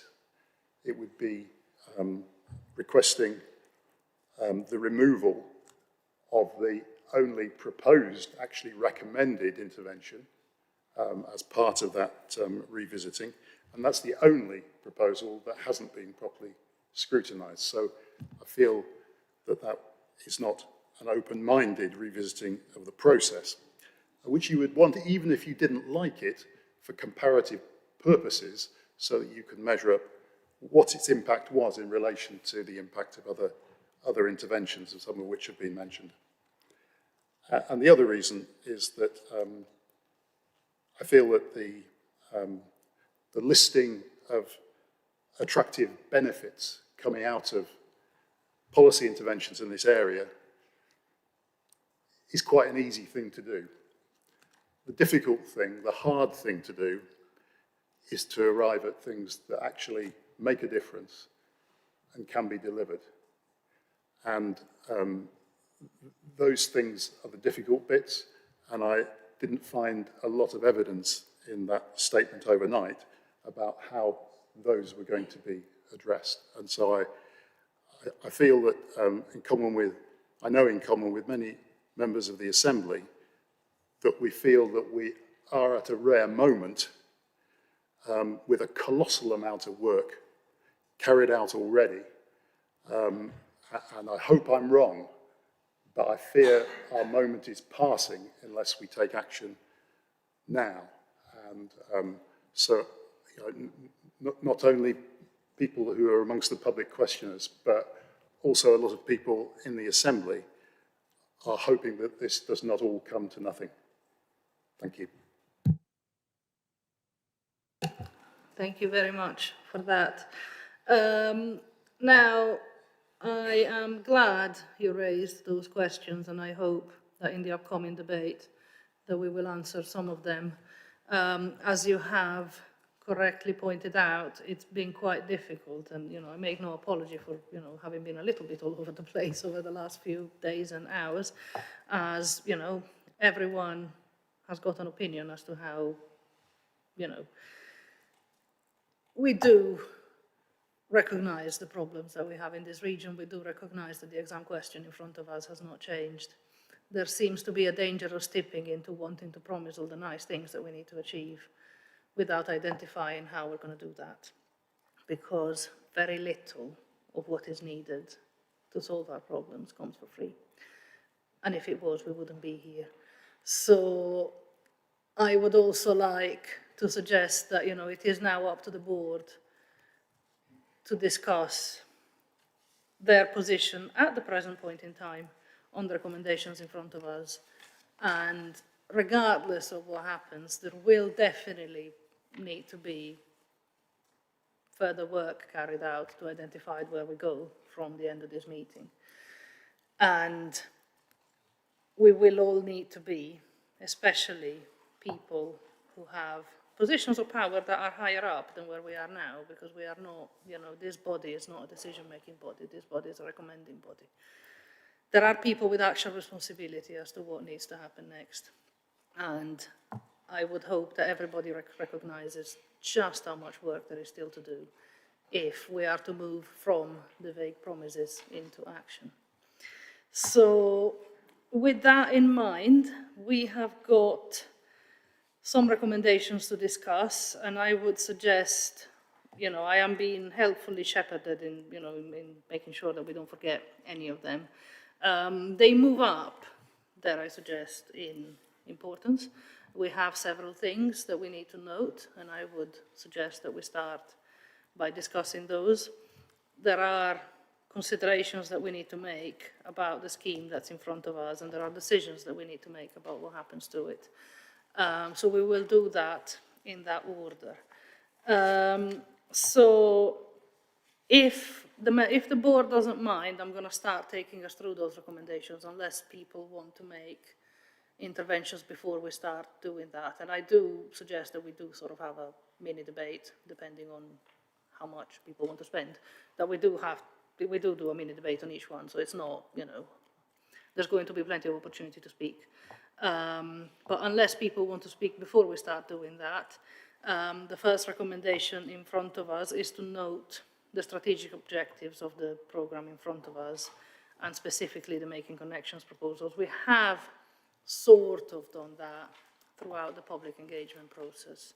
We have recognised where this all came from and what it is meant to address. Would anybody like to say anything more about that? I see nothing, and therefore I would suggest that recommendation 1 is noted as required. We then are asked to note the results of the consultation that was undertaken. We've got extensive technical details about the consultation that was carried out and how it was carried out, what the responses were, and would anybody like to say anything about that? Yes, Brian.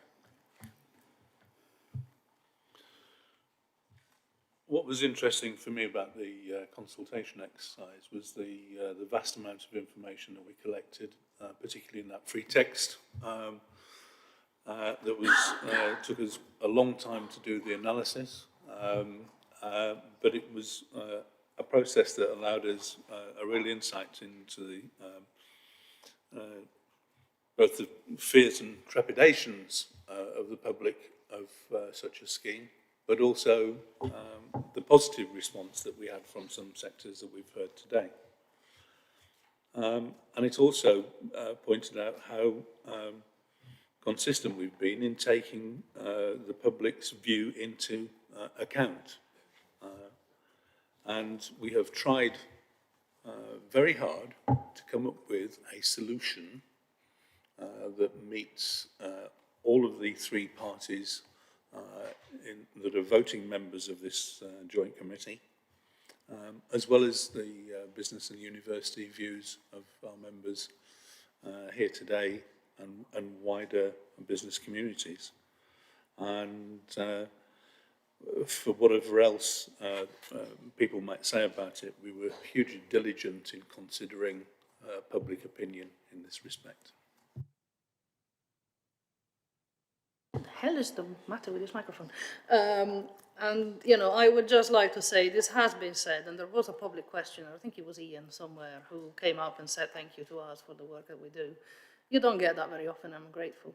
But at this point in time, and given the amount of stuff that's in front of us, even if you don't begin to consider the amount of stuff that's in front of us in terms of what we are being proposed to do next, but all the stuff that's been done, all the work that has been carried out, all the consultation, all the public engagement that has been done, an enormous, and we've said this before, but it needs to be said again, an enormous thanks is due to all our officers and teams and all the people that took part, all the work that they did.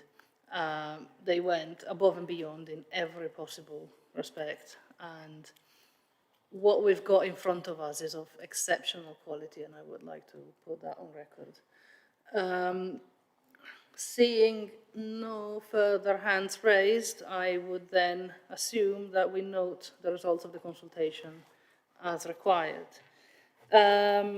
We then have the Joint Assembly meeting on the 7th of September, that's when it was, and Councillor Bick has explained what the Joint Assembly came up with in terms of requests to the board. These have been noted in our papers, and there has been a request to recheck what the consensus is around the table, and we will do that as we proceed through these recommendations. And we also have been asked to note the opportunities and risks that are inherent with not proceeding with the work that is in front of us today. And as Tim said, it is very apparent to everyone that, you know, the list of opportunities is very short and the list of risks is very long. So would anybody like to comment on what the Assembly said? Because it is quite important that we do so. Yes, Brian? Just again, to thank the Assembly members for their diligence and careful consideration of all the issues before them, because at each occasion, that's been a very interesting process to observe, and I just thank them for their huge efforts in this regard. Thank you very much, Brian. Mike, did you raise your hand at one point? Yes, I also thank Tim and the members of the Assembly for all their work. We relate, however, to the problem that actually was posed by Tim when he asks about the political consensus. I'm not clear I understand what that political consensus is and how that will be measured at the moment, bearing in mind the statements that came from South Cambs 4 weeks ago and the statements from the Liberal Democrat, in inverted commas, leaders last night. So it's very difficult for me to understand what it is and who I am talking to, because it would appear to me, and I'm not seeking to make political points here, but it would appear to me that the people who are actually making decisions on behalf of some of the constituent groups aren't actually in the room and haven't been in the room for the last month, and are making decisions and shaping this debate in a most unhelpful way over the last 4 weeks, which means we can't actually explore with them what should go ahead. So the problem I have about political consensus, and I think it's a genuine question, the problem I have with it is I'm not quite sure that people who are actually giving an alternative view are actually here to be challenged.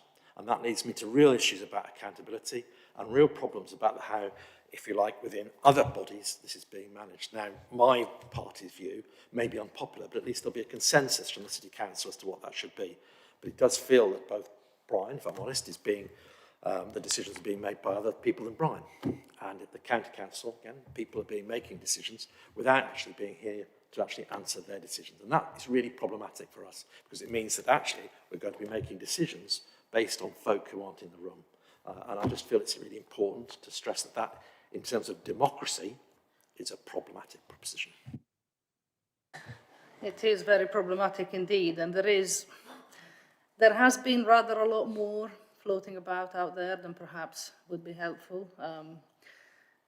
And, you know, it is difficult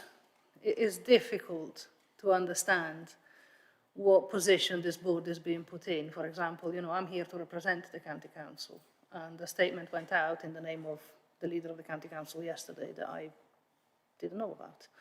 And, you know, this compromises all of our positions, and it's important that people who do that recognise the meaning and the consequences that their actions take. Yes, Brian? So the construct of our body developed as part of the city deal, or the original city deal, created that joint committee, and we are here as representatives of our component councils. You've just described a situation where we've got a comment overnight from the leader and deputy, or group deputy of the county council, that I don't recognise as a member of that group. So there's the nub of the problem that Mike has rightfully said. There is a disparate group of people. So, you know, my leader, who Bridget Smith, was not consulted on that either. So it doesn't represent her view as a council leader. So we're in a bit of a bind right now in that respect. It was ever thus. I mean, I remember one of our former representatives on this council having to step aside because he disagreed with the council's policy. He might have an active part in current policy definitions. Thank you indeed, Brian. And as I said, you know, in terms of the item that we're on now, which is obviously number 3, and we have, you know, we note the very pertinent questions that the Assembly put.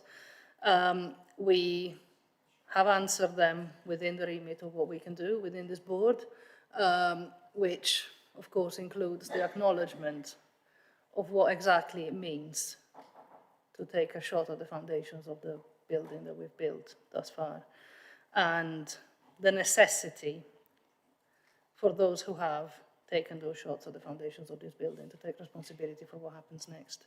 So that is indeed number 3 dealt with, unless anybody else would like to make any further comments. We note the comments from the Joint Assembly. And number 4, which comes rather swiftly from it, which is, you know, we note Appendix 4, we note what it says, and this is important especially because there's quite a lot of Appendix 4 dedicated to planning and the role that this body has always played in supporting the other thing, confusingly known as GCP, which is the Greater Cambridge Planning, which I think sometimes has a J or an S inserted in it. Greater Cambridge Joint Planning Service or something like that. But we've known for a very long time that the problems that we have, the challenges that we have in meeting government targets, planning targets, they transcend local authority boundaries, which are very old. They no longer reflect the modern world. But we have the land that we have in the places where we have it, and therefore the decisions that we take here have huge repercussions in terms of what my colleagues here who represent district councils have to do to make sure that that land is used in a way that is sustainable. And therefore, once again, we note Appendix 4 and the risks to the Greater Cambridge Planning Service that are contained within it. If nobody else wants to make comments on that, fine, well, that's what we're for. Andy, you go first. So thank you, Chair. I was just going to draw attention to business impacts, A4.11, which I know is a bit obscure, so I'll read it out for those who aren't here. And I think I just need to expand on it a little bit because I don't think the business impacts are fully described here. So it describes what happens if we don't go ahead. So for all sectors, there's likely to be a negative impact of increased congestion and deteriorating public transport in terms of being able to attract both workers and customers. Transport costs will also increase due to congestion. So that's really about the ability to attract people is really because they don't want to travel so far. It affects quality of life. The easy word to say productivity will drop. Now actually productivity doesn't drop, it just means people leave for work earlier and earlier. So actually productivity doesn't affect, but people's quality of life is affected by that. However, many businesses considered these impacts to be less than incurring a road user charge on the traffic movements required for their business operations. So the counter to the productivity issue is the increase of base costs for business. And actually the base costs for business outweigh potential benefits of congestion and productivity. I think it was in here when me and Mike were talking about this. That's the fundamental issue. So do you believe that if the congestion gets worse, that the ability to attract the effect of congestion on business operations outweighs the cost to your business of having to pay the £5? So that all makes sense, and I agree with the way that's been written by officers. But there's some things to add to that. I think we need to think about the impact of the reduction in buses that will occur as a consequence, which has continued to deteriorate, been deteriorating for many years.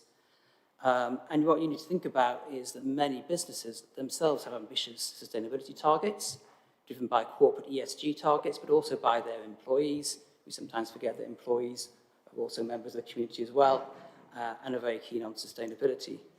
So we're now going to reduce the amount of buses. How have businesses responded to their sustainability targets? They've been doing it two ways. One is they've been strongly promoting sustainable transport, making it as easy and accessible as possible. The other way, rather more draconian way, is they've actually been reducing their car parks. So there's two ways of doing it. If you haven't got a congestion charge, you do it by physical reduction in demand, or you try and incentivize people to do both. If there aren't as many buses and we don't have a sustainable transport network, are we still expecting our companies to be taking that approach, or should they be thinking about perhaps increasing their car parking spaces, enabling people to travel more effectively by car, because there isn't any sustainable transport options to use? Another thing I've heard on Twitter, which I very rarely use, it's not a particularly effective communication device, well, why don't the private companies run buses? Well, we have examples of that, don't we, from other parts of the world. Public transport system goes down, so the public companies all go and start running their own private buses. What's the implication of that? Apparently that's a good thing. So we talk about inequalities in this area, and now we're talking about people who work for companies who can afford it, taking their own private buses, leaving the rest of the population behind. Not only is that inequitable, it also, of course, undermines the actual economic model for the buses that do run. So there's another consequence we need to think about. And then finally, I think it's already come out from the speakers, actually, stole my thunder to an extent. Think about the impact on business confidence of what we're doing. What did we hear just a few weeks ago in terms of electric vehicles and the sudden changes of direction gone by government? Three things that no, don't go there. There's three things that business and confidence needs to be able to invest in the long term. One is ambition, the second is commitment, and the third is consistency. As we go through our meeting today, think about business confidence and the impact of our decisions based on our ambition, our commitment, and our consistency. Thank you. Thank you, Andy. And I think I will come to your mic in 1 second, but I do think it is really, really important that we consider the implications of what we have been told very clearly by government that this is what the current direction of travel is. We need to protect and enhance people's ability to travel by car. Now, this would be fine as far as it goes, but what is going to happen as, government comes in with effectively statements that appear to not have been thought through in terms of details, and local politicians effectively throw in the towel and just say, you know what, this is far too difficult for us to do. Government tells us, yes, of course, you do need to have all your sustainable transport and other targets that we give you, but we are then going to stand in your way as you try to deliver them. Now, it's difficult for us, but it's difficult for people for whom that's where their livelihood is. And I would just urge people to take those comments very, very seriously indeed, because if private companies are expected to provide buses for their own employees, that's a very, very, very bad place for us to be. Yes, Mike? Yeah, 2 points. The first is a reference to one of the few opportunities that comes from this, and that's the opportunity to build greater consensus, which would be welcome, but I would really make a plea, I think, because this has broken our city in some respects, as is actually witnessed in the chamber just now, the diversity of view. I think I would really hope that if, and I'm not going to prejudge what happens when we come to 6, but I would hope that the nature of the debate changes dramatically, and the abuse that I've had to witness being taken, particularly by Elisa, the chair, and Councillor Williams, who I know is in the audience, has to stop. The nature of the debate has to shift considerably. It's completely inappropriate, and there has to be something that's done to tackle that ongoing problem, because it does not aid the coming together of the city, it does not aid the debate, all it does is aid hate and abuse, and that cannot carry on. The second thing I'd want to say is a less personal but nonetheless important statement about the comments relating to the emerging Greater Cambridge Shared Local Plan. I appreciate the work that's being done by the officers in such a short period of time. Clearly there are major implications, and whatever happens when we come to question 6, we do need to take on board what has been identified there and some sort of quick report back, and without wishing to put extra work on Stephen Kelly, we do need to know what the implications are and which particular areas are of concern. And I do reference the final statement in 416. It is about Cambridge 2040. What's intriguing in the proposals that have come from Mr. Gove and Peter Freeman, which I relate to again, they are looking and have referenced repeatedly about sustainable transport. They would expect us as local politicians to come up with something. So whatever happens at the outcome of number 6 tonight, we do have to work quickly to move things forward. Thanks, Chair. Thank you, Mike. And indeed, we do. So we were being asked to comment on Appendix 4, which I am happy that we have done. Finding answers to it might take a little longer. So, as the old joke goes, we've done the possible. We're totally working on the impossible. You might have to wait just a little bit longer for miracles. We now move on to 5A. We are being asked an explicit question, which is, do we believe that the preferred option, which is scenario 1A, meets the strategic objectives of the City Deal programme? That is a very specific question to which we have to give an answer. So I would go to the board, as many of them as they can, to give their views. Where shall I start? Brian? So we spent some considerable time, didn't we, trying to find a compromise solution that our constituent councils might agree to.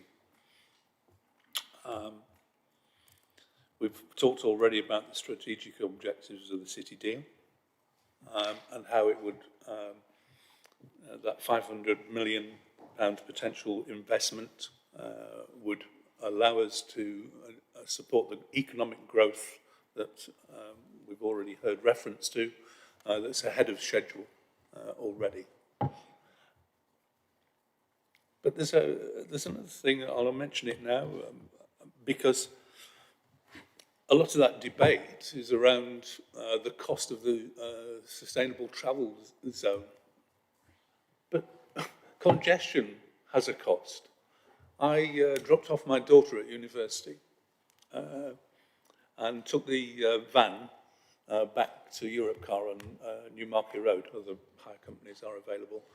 And it took me 45 minutes to travel through the centre of Cambridge and get to the Hills Road, passing Mr Mackay's aforementioned shop. 45 minutes. Somebody earning a minimum wage would have easily lost their £5 that we were suggesting to relieve the congestion in that time. The opportunity cost, the cost of contributing to the congestion, is at the heart of this. And actually, it's not a significant cost. If I were to release you from 45 minutes to do 1.5 miles, it's actually a relief. But there we are.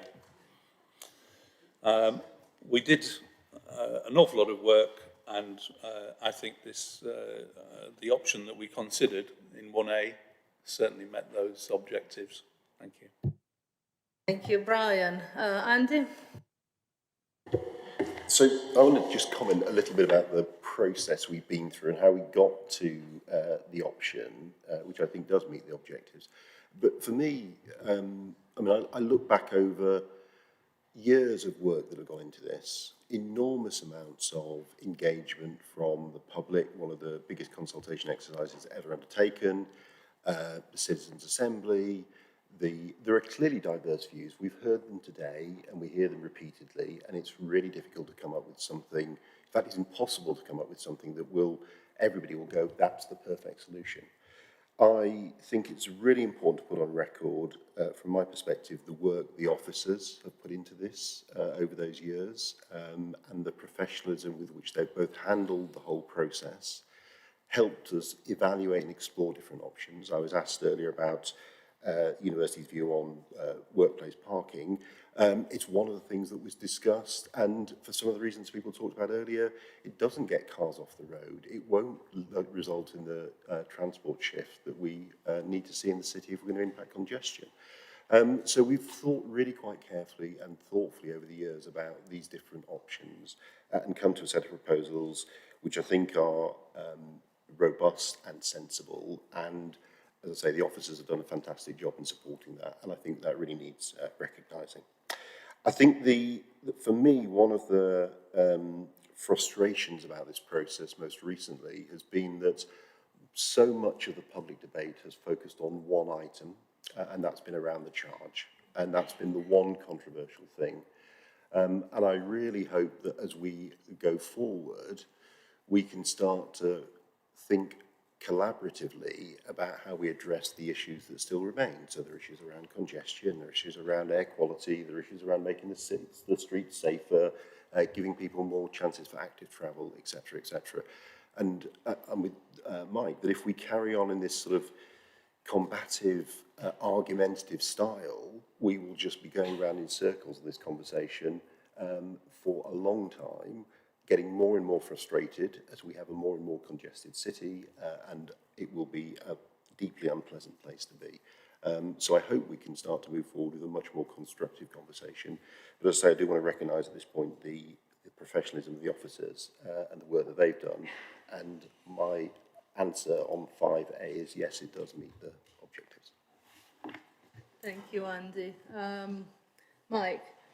I shall be brief, Elisa. Our group feels that the work that was outlined did meet the strategic objectives of the City programme. I think there's a particular stress I'd like to put on here, which is what one committee is about finding a sustainable financial solution to improving the bus network, which we believe is the proper and right solution for this city. And unless we find a sustainable solution and an ongoing solution to the funding of the buses, we will have problems because Nick will be left in a very difficult position. Thank you, Chair. Thank you very much, Mike. Andy, did you want to come in? Thank you, Chair. Just for old time's sake, I went back to the city deal from 2015. Because occasionally those of us who have been around that long should do so. The backbone, the proposed strategy is a transport network to link areas of population and employment within the city deal area. £1 billion, so £500 million from central government, match pay maybe about £500 million. So a lot of money. This will transform connectivity within and beyond the city deal area and will allow significant increases in bus and cycle use, particularly within Cambridge, that will maximise the capacity for movement, particularly within the historic core. This strategy supports carbon objectives and promotes high quality of life for local communities by minimising the environmental impact of transport while promoting the ability for the area to grow. So quite a holistic, grown-up response from 2015. A lot's changed since then. I think that still holds. I guess the words I picked up on mainly was transform. This will transform connectivity. And I think one of the arguments all along this discussion is what will it take to transform the road network and the bus network that we have. So I'll then come down to the proposal 6A. Does this meet the strategic objective of the City Deal programme? And the answer is of 1A, I don't know. I'll go back to the original proposal, £60 million raised. I had come round to the feeling that with the off-road bus solutions, greenways, travel hubs, £60 million worth of a bus network, yes, that probably just about gets there as a transformational change and would encourage sustainable transport and would allow people to have options and the ability to get to the places they want to get, as we've all talked about today. So can that be achieved with the revised plan? Well, the reasons I don't know, because we weren't allowed to discuss it at the Assembly. I'm really quite disturbed that we've got to the place of dysfunctionality that we'll not be able to have a discussion amongst Assembly members. One of the things we talked about, how do you drive consensus, is one is about hearing the different views and the different opinions. I'd like to hear about whether, even at the £60 million, I know there are those who thought that wasn't quite good enough, that some areas of the county still weren't being covered properly and that the alternatives weren't really acceptable. But £60 million have done it for me. I hadn't heard what we didn't get with the £30 million is what a bus network would look like. We're going to give it to somebody else to decide the bus network we're going to get for £30 million. So I was already a little bit unsure. I was also unsure about the reduction into just peak time travel and the impact it would have on our small and medium-sized businesses who themselves had concerns. So at this point, I actually went to the Assembly meetings. I thought I was having that discussion. I wanted to hear the different views. I wanted to hear the different perspectives. I obviously talked to a lot of businesses outside of that process as well. But without a view from the Assembly, I'm not prepared to take a view on whether I think this meets the strategic objectives or not. Thank you, Andy. That's noted. I do have to say, we have to recognise the massive amount of work that we've done, and that question was always in our mind as to whether we were producing something that would meet the strategic objectives of the City Deal programme. I think there's been excellent discussion as to whether that does, and I concur with my colleagues on Cambridge City Council and South Cambs that these proposals do, so we will take that decision as made unanimously in favour of that specific question, and I suppose move forward to 5B, which is another specific question. Does the option represented in scenario 1A respond appropriately to the issues raised during the consultation? And once again, board members need to take a view. We'll start with Andy. Please go ahead. Happy to comment. So, I mean, I think that the consultation gave a lot of useful feedback, insights. For me, there were a number of bits that people were concerned about. I think there were some really genuine issues raised about what, in terms of journeys that people had to take and had no choice. And I think the proposals around the 50 free days where you're exempt from the charge was a good way of handling that. There were concerns about, what happens outside peak hours, and can I go to the shop, the supermarket, and actually the peak hours only, responded to that. Clearly those decisions affect then the amount of funding that gets raised, and so then you're into how much you can afford to invest in the bus network and whether we can then get to a bus network that's suitable for the city. But these are inevitably compromises, and my sense was that actually again, back to the way the officers handled this, that the proposals that we ended up with were ones that genuinely tried to address the concerns that were raised in the consultation. Thank you, Andy. Brian, do you want to go next? Yeah, just very quickly endorse what Andy's just said. I think we made every effort to respond to the consultation, people's concerns, and it was inevitably going to be a compromise. And certainly the basic economics were, it was a much smaller scheme, but it allowed people greater flexibility to get in and out of the city outside of congestion times. I'm very happy that we responded appropriately to the consultation. Yeah, apologies, Chair. Yes, likewise, agree with both Andy and Brian. We felt that as a group, we felt that the response to consultation was appropriate. We particularly welcomed and are grateful to the work of the officers. Again, as has been reiterated a number of times, but that doesn't mean to say it's taken lightly. Particularly to look at the issues about how the charge may or may not be impacting upon those with the lowest incomes, which, as you can probably imagine, for our Labour group, is something of major concern to us. So the proposals around 3 days and the proposals about how we would address folk who had low income were particularly welcome. And so therefore, again, I'm more than happy to say we did support the proposals that were forward. Thank you, Mike. Is there anyone else? Well, you go on, Andy. You don't have to. Well, having not prepared to give an answer to 5A, I think on B, I think it would be fair. I think they did respond appropriately. I think we listened to people. I think we came up with alternatives. A lot of the issues that came from the business community were resolved to the extent that they could be whilst retaining the core of the scheme. I think perhaps if I had been able to review the strategic objectives following an assembly review, I would have suggested we should be looking for additional funds to bring the scheme up to the 60 million a year that we wanted. I've heard in the media, although not in this meeting, that apparently there are other sources of money that become available. I'm not quite sure where they are, but tens of millions apparently can come from other sources that we haven't yet identified. If we could bring it back up to the 60 million, I think then listening to consultation and then bringing in alternative ways of funding would have been a way of retaining the integrity of the original scheme whilst reducing the impact on the businesses. thank you, Andy. And I think that's actually, it's a very important point to be made. You have, I was quite impressed with the amount of work that went into trying to marry what the original scheme looked like, the aims that it had, the particular questions that it was designed to address, and what came out from the consultation that was done on it. And there was genuinely an enormous amount of information there for us to digest. Things we had doing, and there we go, the mic continues to work.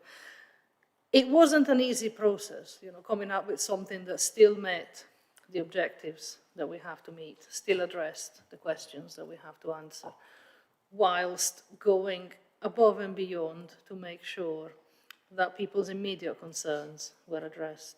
I have absolutely no doubt and no hesitation at all in saying that the extent to which the consultation responses were addressed and taken into consideration when devising a different scheme was extensive, and I have absolutely no reserve in saying that as for 5A, also for 5B, I think we can unanimously carry forward a decision that, yes, it does respond appropriately to what was raised. Which brings us, of course, to the final point. As people know, or perhaps don't, given some of the public questions that came forward earlier, we are not a decision-making body, we are a recommending body.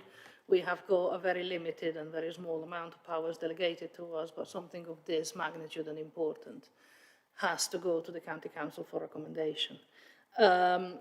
We are in the slightly unfortunate position that, the County Council, not in the form of itself, but in the form of its leader, has made its view known to us before we were able to make this recommendation that they do not want this to be recommended to them. Whether that is helpful or not, it is out there. We were, however, before this morning, still supposed as a board to take personal and institutional responsibility for what we want to do in terms of recommending the scheme to the county council or not. And as such, it is incumbent upon us to make those views known to the public at this point. Again, Brian, do you want to go next? Thank you, Chair. So I've mentioned several times we are a joint committee, and any decisions we make have to go back to our constituent councils. In the case of road charging, it's a highways matter and has to be approved by the county council. My colleagues there have been debating this issue for the same amount of time as everybody else, but didn't form an opinion on the proposals before us, and have now, the leader and her group deputy have announced that they are not in favour of moving forward. We've got a political...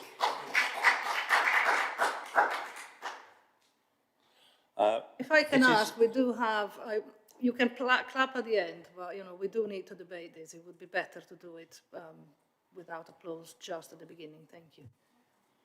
But it should be clear that the county group of Lib Dems are not united. They haven't spoken as a group, and so this puts me in an invidious position because I'm here as a representative, not of the county. You're our county representative. And South Cambs Lib Dems have also announced that they have reservations over the scheme. And I have to take that into account in assessing whether there's any point, frankly, of putting it forward to the county council for approval. Do I take, therefore, please, I beg you, do I take, therefore, your vote on recommendation 6 to be an against?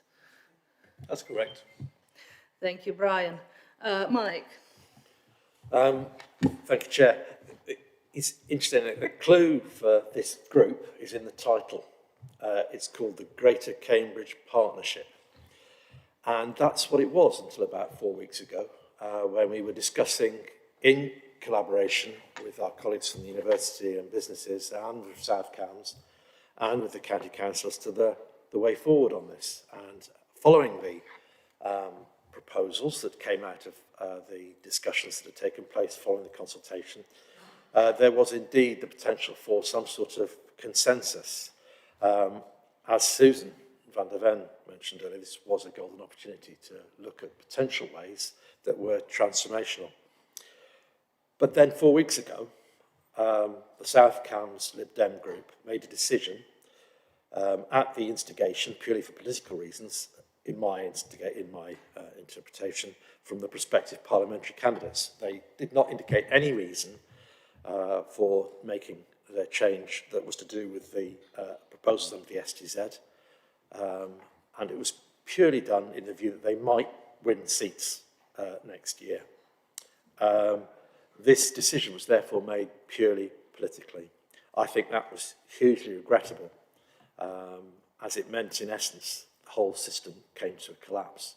And within the Labour group, we felt that it was pointless proposing something that could not possibly happen. And as a result of that, we discussed the matter.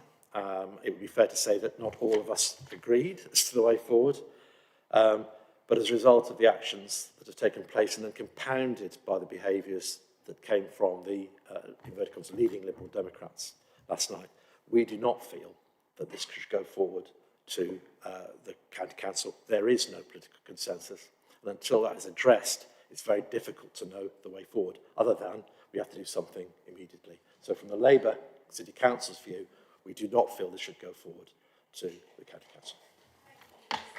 Thank you. Thank you very much, Mike. Now, before we come to the final decision, we do have to take into account all board members' views. Now, only Mike and Brian have a vote, but we do have other members on this board on a non-voting capacity, and we should hear their views before we conclude the debate. So which Andy wants to go first? I'll go first. I can be relatively brief. I mean, I think it's clear that there's not political consensus at this particular point in time. It's a shame that the politics have got in the way. I think this is, as we talked about, a controversial thing. I think when you look at the data and the number of people in the younger generation that supported the proposals, the comment was made earlier that in 10 years' time people won't necessarily thank us for this, but at this particular moment it seems to me there's not enough consensus to go forward. Thank you, Andy. Before I take Brian again, does the other Andy want to come in? I mean, I think similar to Andy as well. I mean, on principle, as I've said, I think if we haven't debated something at the Assembly, we probably shouldn't be progressing it at the board either. But obviously that reflects a wider lack of political consensus. It's quite right that business do not have a vote at the end of the day on these sort of issues. It should come down to our politicians. But in the absence of political consensus, it's difficult to take any view from a business perspective. Thank you, Andy. That is noted. Brian, did you want to come back? Yeah, just one final thing before you declare your position on this. I've spoken to colleagues about this on many occasions. I have one colleague who has spoken in extolling the virtues of the STZ, but then saying, but it's an electoral liability and we shouldn't proceed with it. So the lack of courage of their convictions is very disappointing to report. And as I asked them at the time, if we can't take controversial decisions, what's the point of us? Thank you, Brian. And indeed, you know, it's been clear for a while where this was going.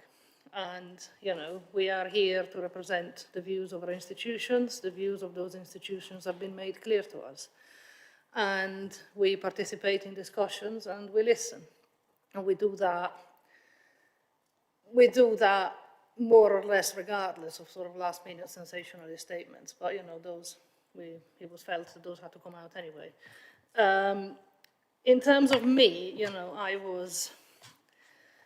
wasn't even in the country at the time that the Liberal Democrats in South Cambs made the decision to come out against the proposals that we had been working together on at that point.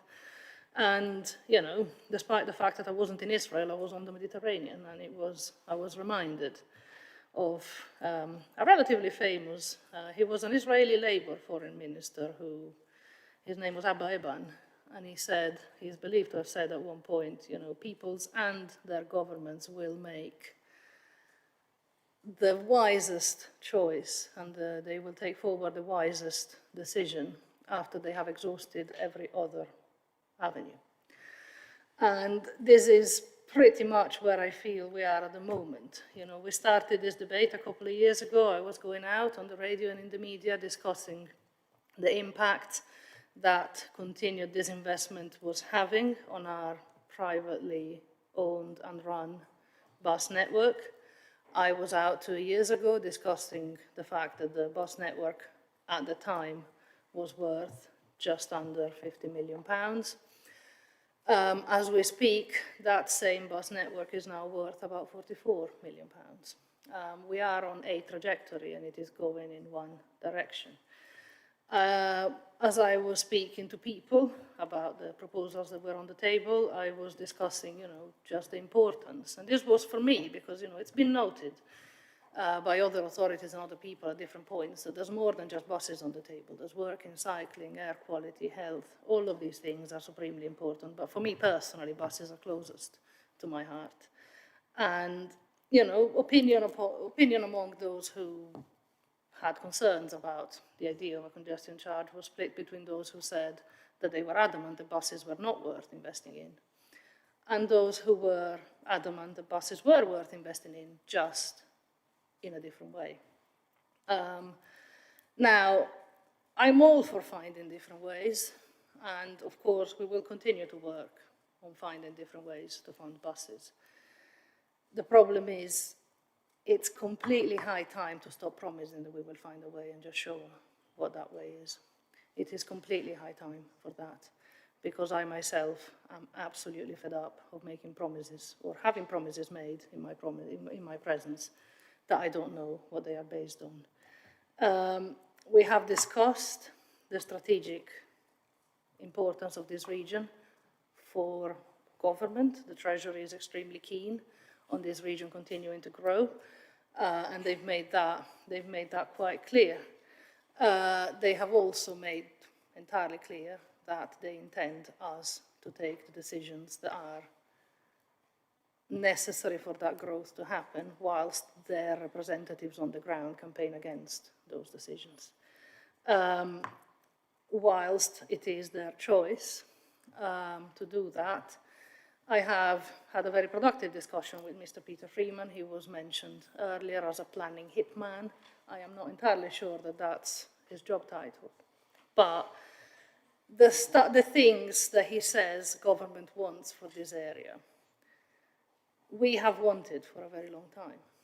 And what he is finding in his work is that the obstacles that there are to the realization of this big 2040 vision that has been put in front of us, they are the same obstacles we have come up against again and again in the last decades, before I came on the scene and now. He is welcome to find solutions to those problems, solutions that have eluded us. We wish him well with his work, we support his work, but the solutions are not there yet. And, you know, as I stand here, I represent the views of the council that I represent. They don't want this recommendation to come forward, and therefore it won't.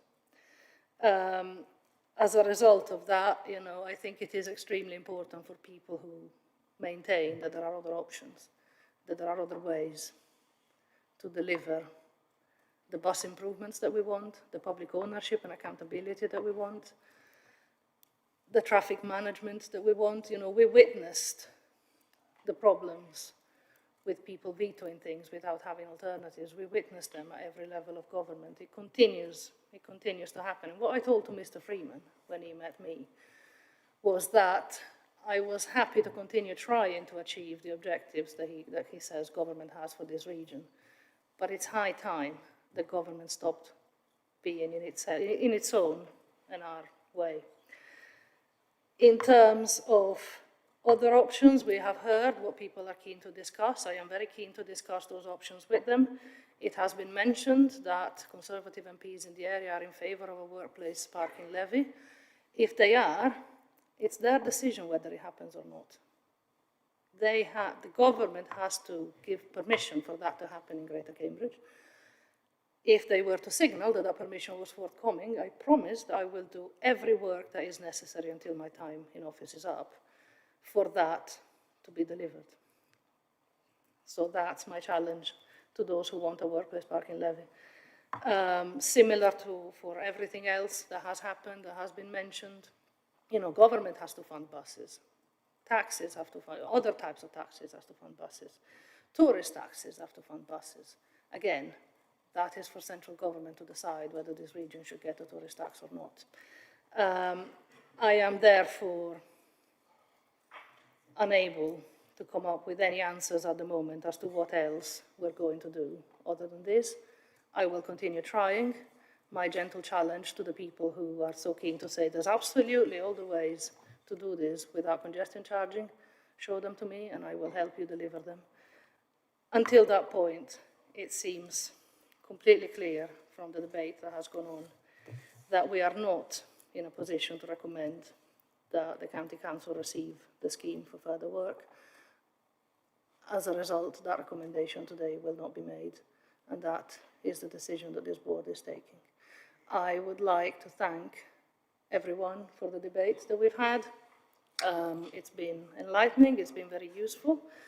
The exam question on the paper in front of us remain. We've got problems in our region, we've got to fix them. And those who say, we absolutely can do that, then step up your game. Thank you.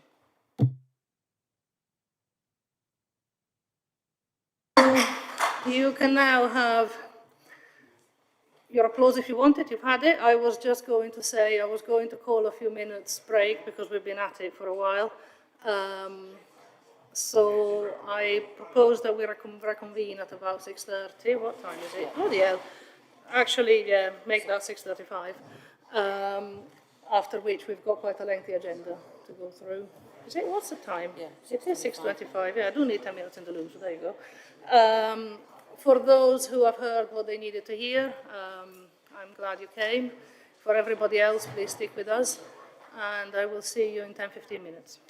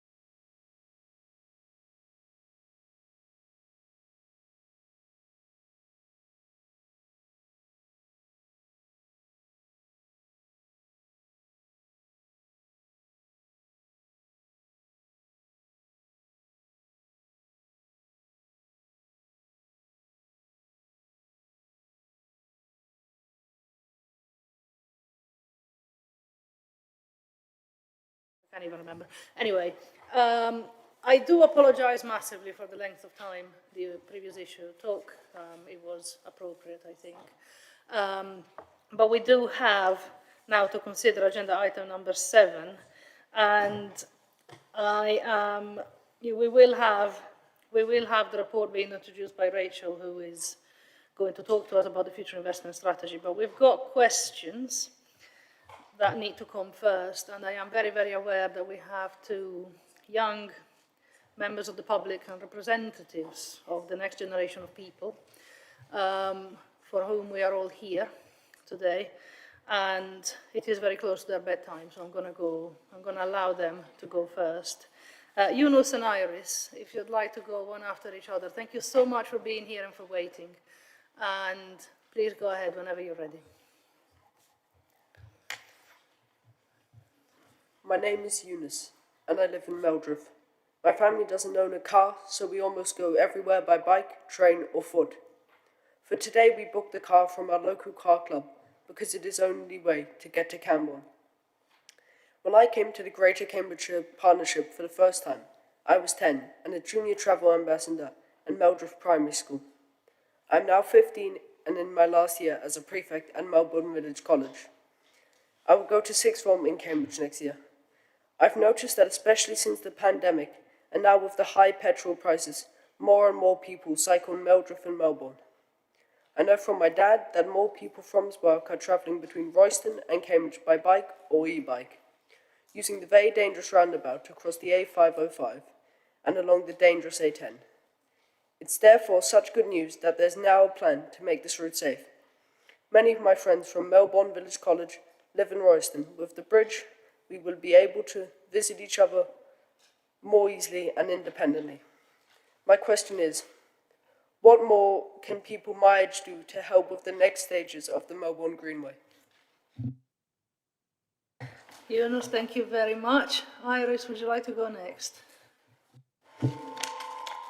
My name is Iris. I was 7 years old and still at Meldriff Primary School when I first came to a DCP meeting to ask you, how old will I be by the time the Melbourne Greenway will be completed so that I can safely cycle to Royston? I'm now 12 years old and at Year 8 at Melbourne Village College. I'm excited and hopeful that there is now a plan to build a cycle bridge to Royston. I will be using it and so will my friends. Everyone I tell about this is really excited and impatient to see progress. The first thing they all ask is, when will the work begin? So I want to thank you for your work on this and also ask you one more time, how old will I be by the time I can safely cycle to Royston? Guys, thank you so much for coming. We've seen you before. It's always the most amazing pleasure. You've made the entire meeting worthwhile, just this. I'm going to have Peter answer you, so then you can take your seats and go back to be comfortable if you want. Thank you so very much for coming. Peter. Thank you both for coming. So, Eunice, I remember you coming last time. If the board agrees today, we're going to build a bridge. We're going to build a bridge over the A505 and we're going to complete the Greenway. Unfortunately, I'm going to have to tell you there are steps that we need to go through, so please don't depart the scene.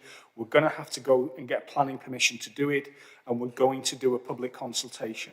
And on both of those issues, it would be really important if you and your friends and your school colleagues contributed actively to that debate and contributed into making sure this bridge happens. Iris, I know you keep asking me this question. We've got a plan now for the Greenway itself. We're starting work later this year. We will complete it in 2025. The bridge, as I sit here today, will take a little bit longer. We think it'll be another year, 2026. But if we can do anything to bring that forward, we will.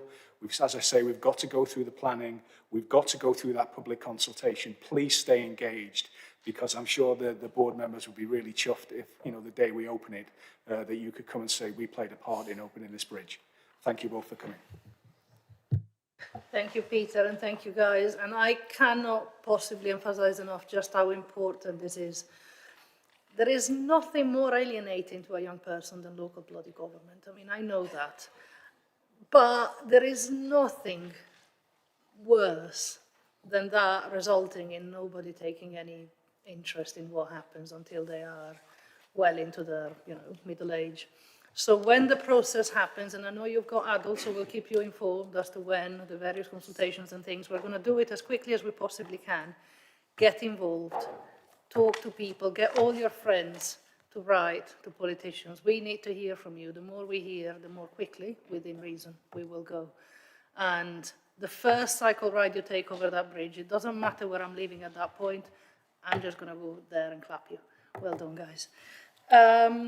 So we've had Yunus and Iris asking their question. We've got more public questions on the future investment strategy, which I will take now. Now, where do my notes start? I think I've got James Littlewood first. Are you with us? Whenever you're ready. Good evening, everyone. In relation to the A1307 and CSET's Phase 2, given the pressure on the budgets, why not revert to the 2017 scheme, which is around 100 million cheaper and would deliver similar transport benefits and a higher BCR, rather than allocating no budget at all to improve journeys on the A1307, which you're still advising is one of the most important transport corridors into Cambridge? And what will happen if the GCP is not able to secure additional funding, given that the recommended investment strategy is already 122 million over-programmed? On a different tack, your report refers to CSET's Phase 1 as under construction. However, Phase 1 consists of several discrete projects, and at least one of these, which is the changes to the road layout on the Gog Hills, is still at the planning stage and could be halted in order to save funds. That particular scheme is opposed by our charity because we have an independent road safety report which identifies that the scheme will worsen road safety at Wandlebury. It will also be harmful to ecology and the landscape. Please will the board consider withdrawing that scheme in order to save budget, save ecology and save the well-loved landscape of the Gog Hills? Thank you. Thank you, James. I will take a few more people before we have answers. Jim Rickard, do we have him in the room? Take your time whenever you're ready. We do have him in the room and I'm here. Good evening, my name is Jim Rickard. I'm a resident of Great Shelford. I think you have the formal text of my question, and I asked an almost identical question at Assembly about pausing CSET Phase 2, and Mr. Blake explained that the preference was to seek further funding for the £160 million needed. My concern is that's a bit of a jam tomorrow approach, and if you add up obtaining further funding, the Transport and Works Act order process, and the inevitable public inquiry, tomorrow will be a very long way away. And I think we need improvement actions now. If I can give you a specific example, I'll focus on the southeastern edge of the biomedical campus. I regularly use the City 7 bus between Great Shelford and Central Cambridge, and at peak periods, that bus can lose more time over the short distance between Dame Mary Archer Way and the Addenbrooks bus station than anywhere else along its route, including the city centre. The whole area just chokes. And yet, it seems to me that you have the solution at hand in the shape of the bus-only spur road that you proposed as part of Strategy 2 in the CSET consultation exercise. And that would not only help the buses like mine that struggle to get around the campus, but crucially, it would allow the buses from the A1307 corridor that James has just been talking about to get across to the western side of the campus, which is where the centre of gravity of the campus seems to be moving to, and of course, to Cambridge South Station. I've gone into a bit of detail there because I think the spur road is a prime example of something that would be relatively cheap to build and quick to implement. So in summary, I'm asking that you don't allow reducing the budget for CSET Phase 2 from £160 million to zero to mean that zero also happens to reduce congestion in the area I've described or elsewhere. I'm just asking you if you would give proper consideration to the smaller projects which are affordable and above all can bring benefits soon. Thank you for listening. Thank you, Jim. Thank you very much. I'm going to take one more question before we have some answers. Stephen Partridge Hicks, do we have you in the room? Yes, we do. Take your time whenever you're ready. Thank you, Chair. I'm a resident of Sawston. My question, this is an echo of the question I asked at the Assembly. How much more money will the GCP spend to progress CSET to the stage where it's ready to submit for a Transport and Works Act order? I asked this question of Peter Blake last time, and he very carefully didn't give me an answer. So I'm asking very clearly, can we have an accurate answer? How much more money are you going to spend? And does this really represent good value when you don't have the funds to complete the project? You need 160 million to do it. So, and how long will this board allow the GCP to continue searching for more money? Surely it makes more sense to set a date. 3 months, 6 months, maybe 12 months, but surely sooner than that, to say you haven't got the money, stop, do something different. And today I ask, why would you not commit a small amount of money, £250,000, about that sort of order of magnitude, to work up the alternative? And the alternative, as Jim just described, is your GCP's 27-2018 scheme along the A1307 with a spur road into Addenbrooks. You can do that whole project for £100 million less than CSET 2. Why wouldn't you start the process now? Put a plan B in place, because if you don't come up with £160 million in the next 3 to 6 months, surely you need an alternative. So ask you to please make a plan today to make that happen. Thank you. Thank you, Stephen. Can I have some answers at this point, and then we'll take the further? I'm counting 3, but I'll be proven wrong, no doubt. Thank you, Chair. So in terms of James Littlewood's question, and a similar response to the answer that you got at the Assembly, so I'd question your numbers and the benefits you claim for your alternate route, but putting that to one side. Back in 2017, the local liaison forum wanted to move the focus of the scheme. Instead of just serving commuters, they wanted to show benefits for the local villagers, and that moved to an off-road solution. The public then agreed in consultation, the Joint Assembly supported the decision, as indeed did this Executive Board. So the request is not to revert to another scheme. The request is to take the project back in business case terms, as we're obliged to follow, to 2017, to ignore everything that's happened in that intervening period and then to start again. That's the challenge. In terms of the Wanderley scheme, actually we and the County Council are content that it deals with an accident cluster site on the route. As James outlined, it is in planning, so planning will consider both the benefits, the environmental considerations in an entirely independent view, and the scheme is well supported locally, particularly by the parish councils. So it offers significant accident and safety benefits. There's an ongoing scrutiny in place that will look at environment and ecology, and there is every reason for that scheme to proceed. So similar response to Mr. Rickard, we've looked at alternatives, we've gone through a process that we're obliged to follow, and to then simply change our mind, we don't get to do that. We have to go back through the business case process, and so we'd have to unwind that and then start again. In terms of Mr. Partridge Hicks, I think I said minimal additional expenditure was the word I used at the Assembly. We estimate, because the vast majority of the work's already been done with the business case and everything else, we estimate about £150,000 is required to complete the work in terms of submission. But clearly, if the decision is taken to pause, then that will not happen. I had a similar question around timelines at the Assembly. And the view I gave, the technocratic review I gave, is that the business case is probably valid for about 18 months or so.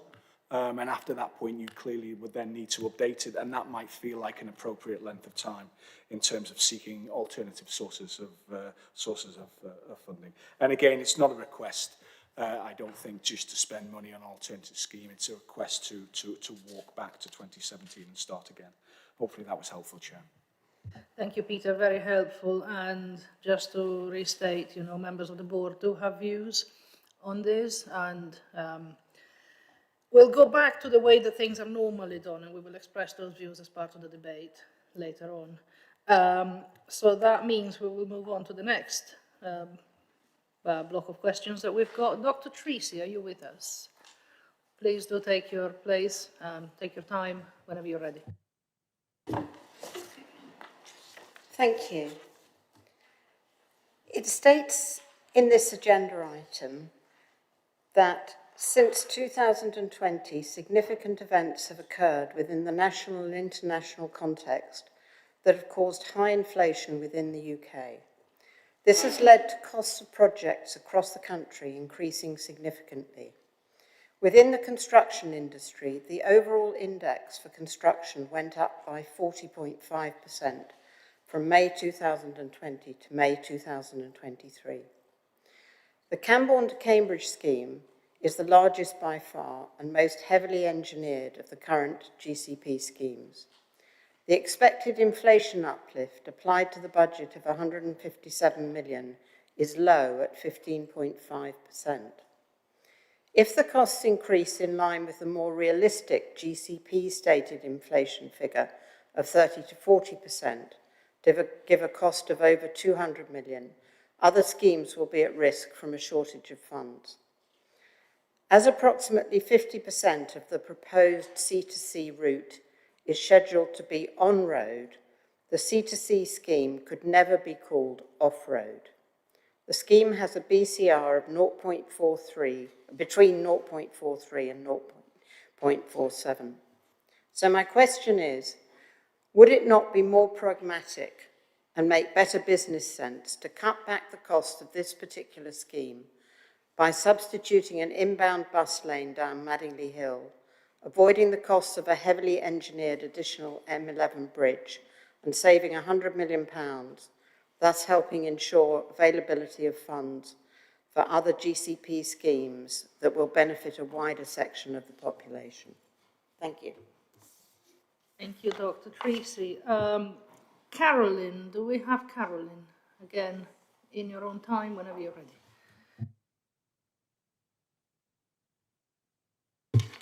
Thank you. At its meeting on the 7th of September, the GCP Joint Assembly noted it was acknowledged that the GCP was already over-programmed, therefore any new or alternative schemes would also be unaffordable. The GCP has not yet submitted the Camborne to Cambridge project to the Department for Transport, and thus the costly public inquiry phase has not yet begun. The C2C scheme will cost over 200 million. What is the process for the GCP to review its original decision and to consider an on-road bus lane scheme which could be delivered at a quarter of the cost, thereby freeing funds to implement other important GCP schemes? Thank you. Thank you, Caroline. There will be a fuller answer to your question in just a moment. I just would like to put a procedural detail on record. It is not the GCP who submits Transport and Works Act orders to government, it's the County Council. And it's a decision that the County Council has already taken. So in order to ask for progress on that particular thing, I do invite you to submit questions to the County Council and the Chair of Highways. They would be delighted to talk to you. In terms of the GCP aspect of this, there will be an answer in just a moment.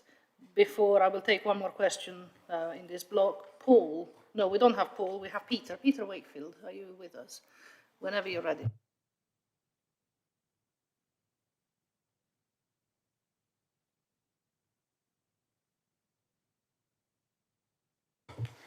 Thank you. At the Joint Assembly meeting on the 7th of September 2023, referred to several times already, the option of pausing CSET was discussed. Some members raised concerns about pausing CSET's Phase 2, given its strategic importance locally and nationally. The Joint Assembly highlighted the need to pursue options for securing alternative funding at the earliest opportunity. That was all in quotes. But rather than looking for alternative funding for the bus roads, the GCP should instead support restoring the railway line from Cambridge to Haverhill, Shelford to Haverhill. In 2016, the Cambridge to Haverhill Corridor Viability Report assessed the rail reopening, but was not followed up by the GCP as the indicative capital costs were considered substantial and cannot be funded within the current City Deal allocation. In spring 2021, the railway reopening was assessed by the Department of Transport as suitable for restoring your railway funding in principle, and a good case for future development. In February 2023, Transport East concluded that the lack of a rail connection to Haverhill was a key challenge and are now carrying out a connectivity study which would include how to serve Haverhill. Does the GCP agree that given alternative sources of funding are being looked at and the railway reopening is repeatedly considered of interest by organisations such as the Department for Transport and Transport East, and of national strategic importance by the GCP itself, then it is time to seriously look at reopening the railway. This high-quality transport option would transform the whole corridor to Haverhill, which I know is across the border, but 5,000 people signed a petition in Haverhill to do just what we're suggesting. And we've discovered through our work that over 100,000 people live on the other side of Haverhill with an interest in commuting into Cambridge as rail heading to Haverhill.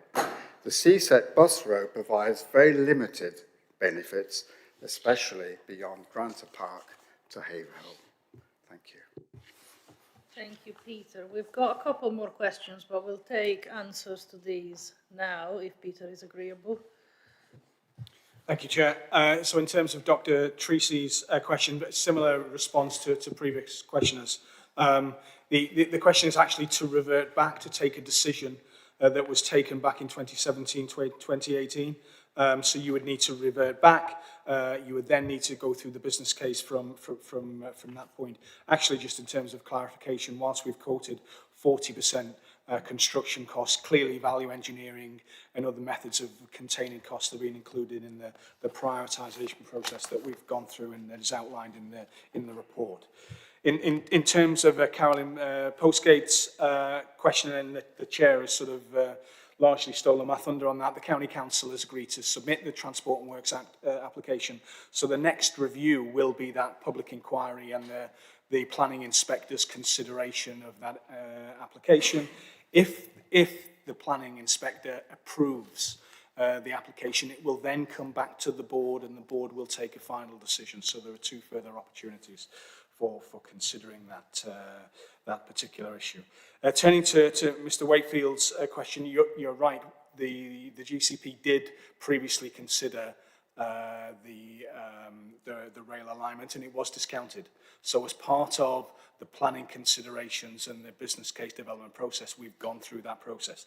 I recognise what you've suggested, both from Department for Transport and for Transport East. But at the moment, the rail industry have no plans to invest and no plans to reintroduce that rail line. Thank you, Chair. Thank you, Peter. Edward, I think we have you on Teams. Are you still with us? You do still, yes. Thank you, Chair. Fantastic. Whenever you're ready.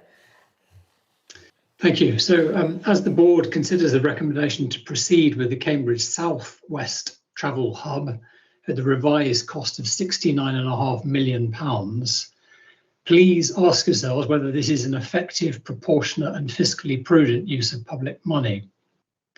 In essence, this £69.5 million is to build and connect a 2,250 space car park, equivalent to £31,000 per parking space. How many car trips will that actually remove from Cambridge?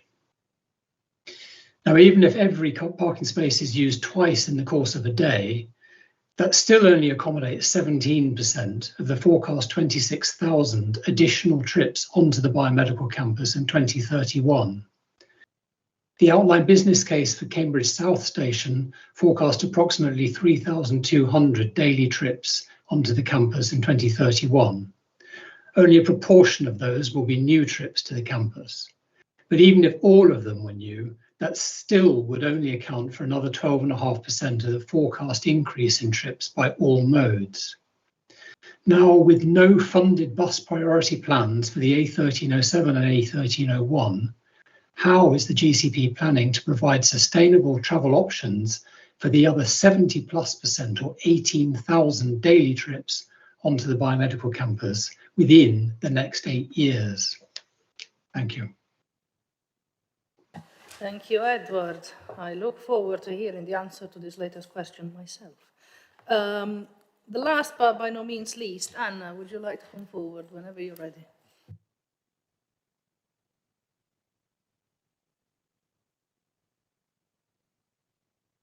Thank you, Chair. I'm speaking again on behalf of CamCycle, and it's over 1,700 members.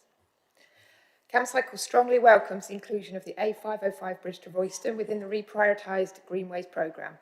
We thank officers for this change and the A10 corridor cycling campaign, including Eunice and Iris, who spoke earlier, for their persistent call over 10 years for this vital link. Around a quarter of cyclist fatalities occur at junctions, and providing safe crossings is essential to breaking down barriers to cycling for people of all ages and abilities. However, we are concerned that this dedication to providing safe junctions is missing from the Greenways programme as a whole. Too many of the routes are being watered down, leaving dangerous crossings, substandard widths, and paths that simply won't be good enough to tempt people out of their cars. CamCycle has previously called for the Greenways to be delivered quickly, but it is astonishing to see that the amount of time spent on these schemes has not led to better quality designs, but worse. Now the GCP is clearly sacrificing quality and safety for speed, and this is not right. If the GCP continues to refuse to engage properly with stakeholders and residents before designs that are not compliant with LTM 120 are baked in, then the process must be paused. Officers must adjust their designs, and board members must not vote through substandard schemes. Routes must be safe and accessible for all. So we'd like to ask when designs for the A505 bridge to Royston will be drawn up, when it will be built and ready to ride, and most importantly, how will CamCycle and the A10 corridor cycling campaign be included as co-creators to ensure a high-quality crossing that meets the needs of all ages and abilities. Thank you. Thank you, Anna. Peter, would you like to take these last two questions? Thank you, Chair. So in terms of Edward Lee's question, I mean, in many respects, that just emphasises the nature of the challenge, doesn't it? And tinkering with some of these things, and putting a bit of white line on a road is not going to work. Where I don't agree is actually the travel hub is just a car park. We're building coach facilities. It will have an active travel bridge. It will have a bus access to the M11, and the Melbourne Greenway will run right through it. The scheme is part of a package of solutions for the biomedical campus. Some of the board members will recall that we, along with combined authority colleagues and indeed private sector colleagues, were the early funders of Cambridge South development.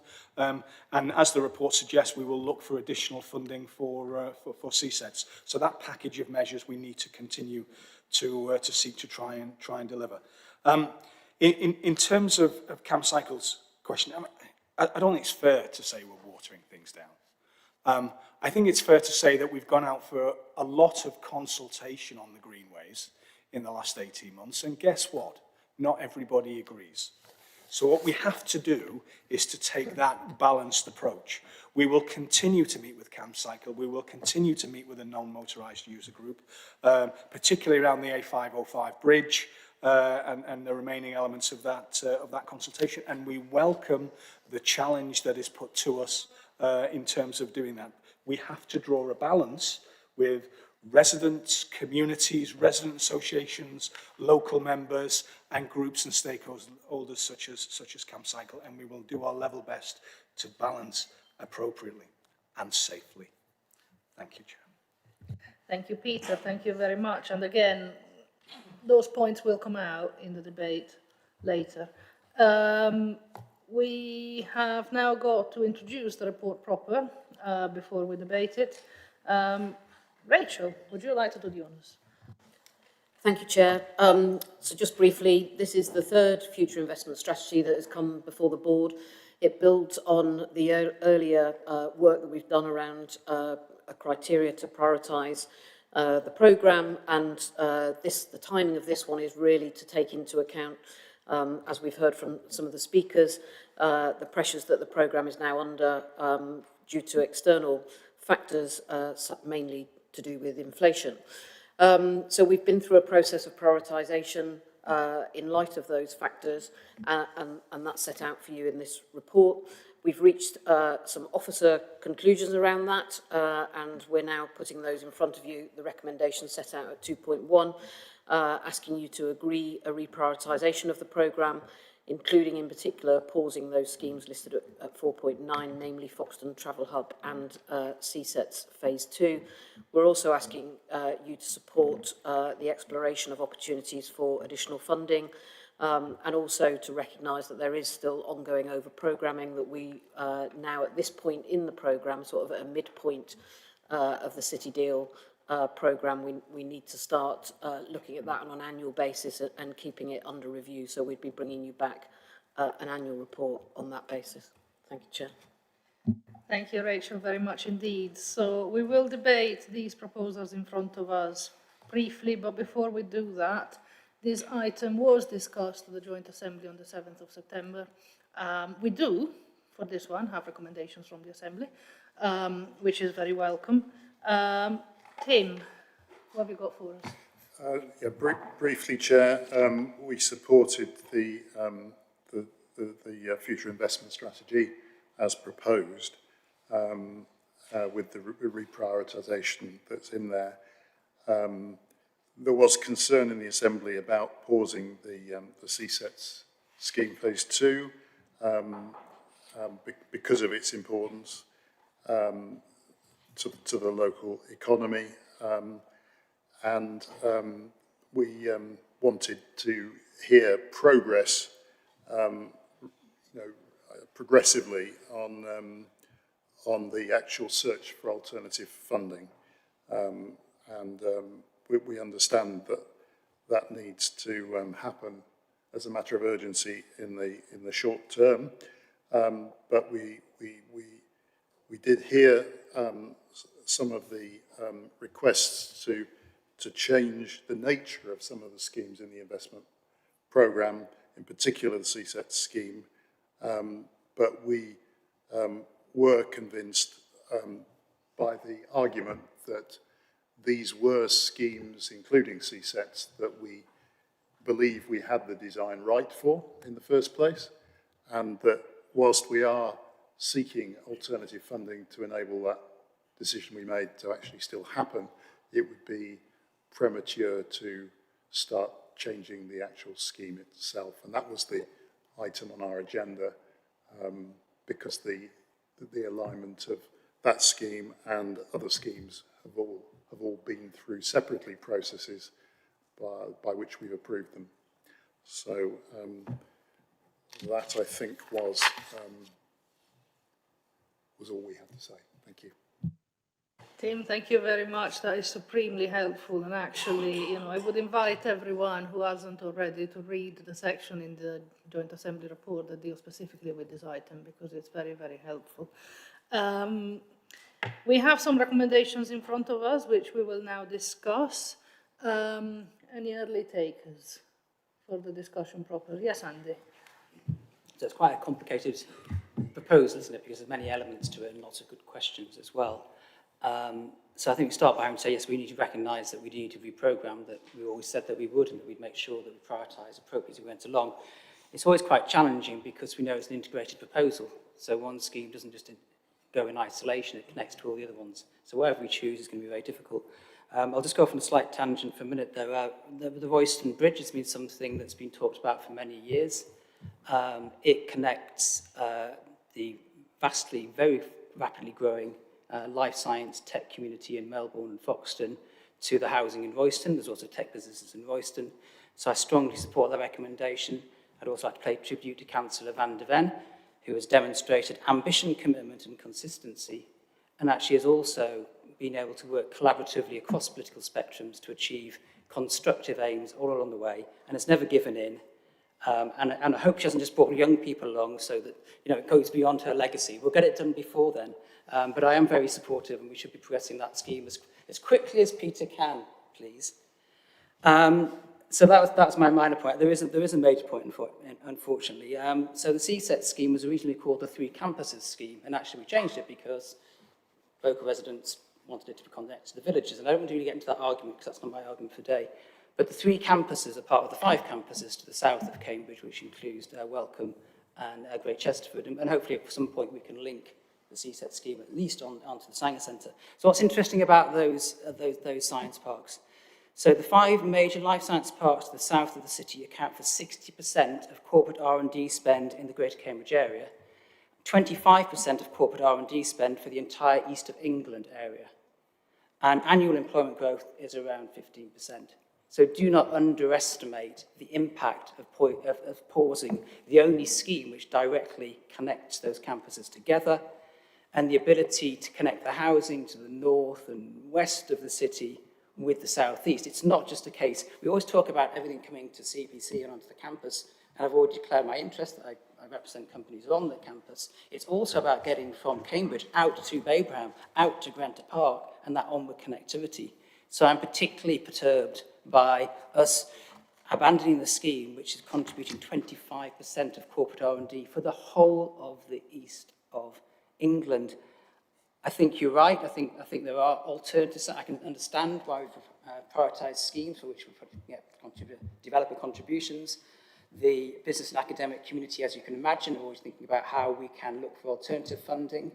My question today, and unfortunately links to our previous agenda item, is there political support for the CSET scheme? Are our politicians getting together to demonstrate that it is important for our economy and the growth of our region?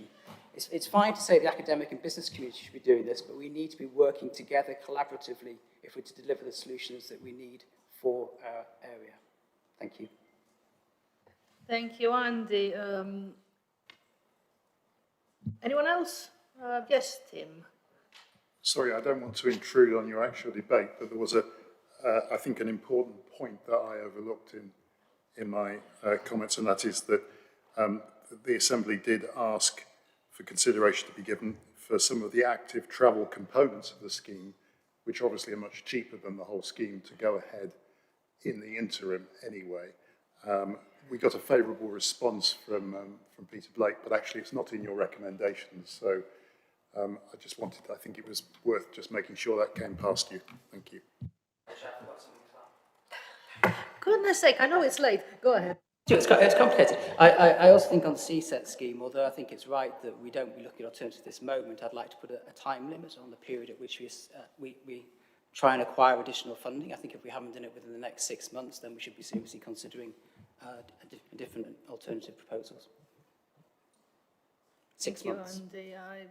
I did have some thoughts about that, but I'll say them later. Yes, Brian. Thank you, Chair. As some of you know, I was involved with those very early local liaison forum meetings for CSET. I questioned at the time some of the decision-making process. We had various issues that were dealt with satisfactorily from my perspective. So in consideration of the rail provision to Haverhill, we only got a cost for a heavy rail system rather than light rail. And seeing as we would have to go over the A11 dual carriageway, that, for example, it makes a significant difference in the cost. Also, the consultation process itself, I felt, was somewhat flawed. And the idea that we were serving the communities on the way was discounted by the then project manager. We're in a situation where inflation is eating away. If the 500 million put aside by the government had inflation taken into account, it would now be 664 million. And that's lost. On top of that inflationary pressure, we've got the build costs that we've just been talking about, engineering costs of 30 to 40%. That's a real dilemma. And I think I would concur with Andy's suggestion that we put a time limit on how long we wait for alternate sources of funding for a hugely more expensive version than the alternative. Thank you. Thank you, Brian. Was there anything else? Yes, Mike. Yeah, forgive this perhaps says more about my ignorance. I'd welcome a bit more information on over-programming, if possible, particularly about how that's going to be brought back to this board, because it seems to me, given what's in the report, there's quite a significant risk around over-programming, if I understand it correctly, and therefore it's about the speed required of any decisions that are then made, because clearly that then has a knock-on for what finance is actually available. So is that possible, Niamh? Rachel, would you be able to give an overview of what kind of things we are likely to expect to come to the board? Or Niamh, were you offering? Yeah, sure. Someone. Yeah, sure. So I think we say it in the paper, but what we're proposing now is that we return to this formally with you annually, in recognition of the issue that you raised, Councillor Davey. So after this, you'll receive a budget paper in March, and then annually from there on in. And as projects, as we say again in the quarterly progress report, which is on your agenda later, project by project, as decisions come forward, again we'll revisit the costs in recognition of the cost pressures. I suppose it's okay to come back. Is annually often enough if something crops up? I'm in your hands really to guide us accordingly. Presumably, if something obviously starts to become problematic, you bring it back at an earlier board meeting. That's right. If something obviously becomes problematic, it comes back on a case-by-case basis. And as I said, through the papers that you receive on a project-by-project basis, the finances will come back also. Thank you, Niamh. Thank you very much. And I think actually at this point, there's a few things that we need to mention. And actually, whilst I can see the logic with saying, if we haven't got extra government investment at this point by this date, then we will start looking at alternative options. We can do that.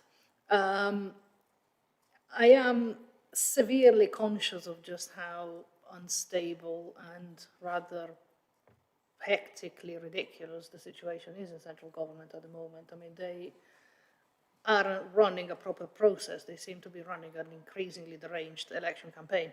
And I think there are sort of groups that are looking to lobby the next government. The thing is, obviously, we don't know what that government is going to be. And because of this, that gives me a nagging uncomfortableness about, if in 6 months we haven't got a definite answer, we give up.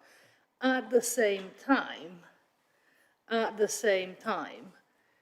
we've got to start looking elsewhere at some point, and we've got to start thinking how we spend our money at some point. So I would suggest that we go back and discuss. We don't have to decide on a timescale now, but I would suggest that we go back and start thinking about when we want that work to begin and how difficult it's going to be to start coming up with less ambitious schemes if we look like we have to assume that no further investment is forthcoming.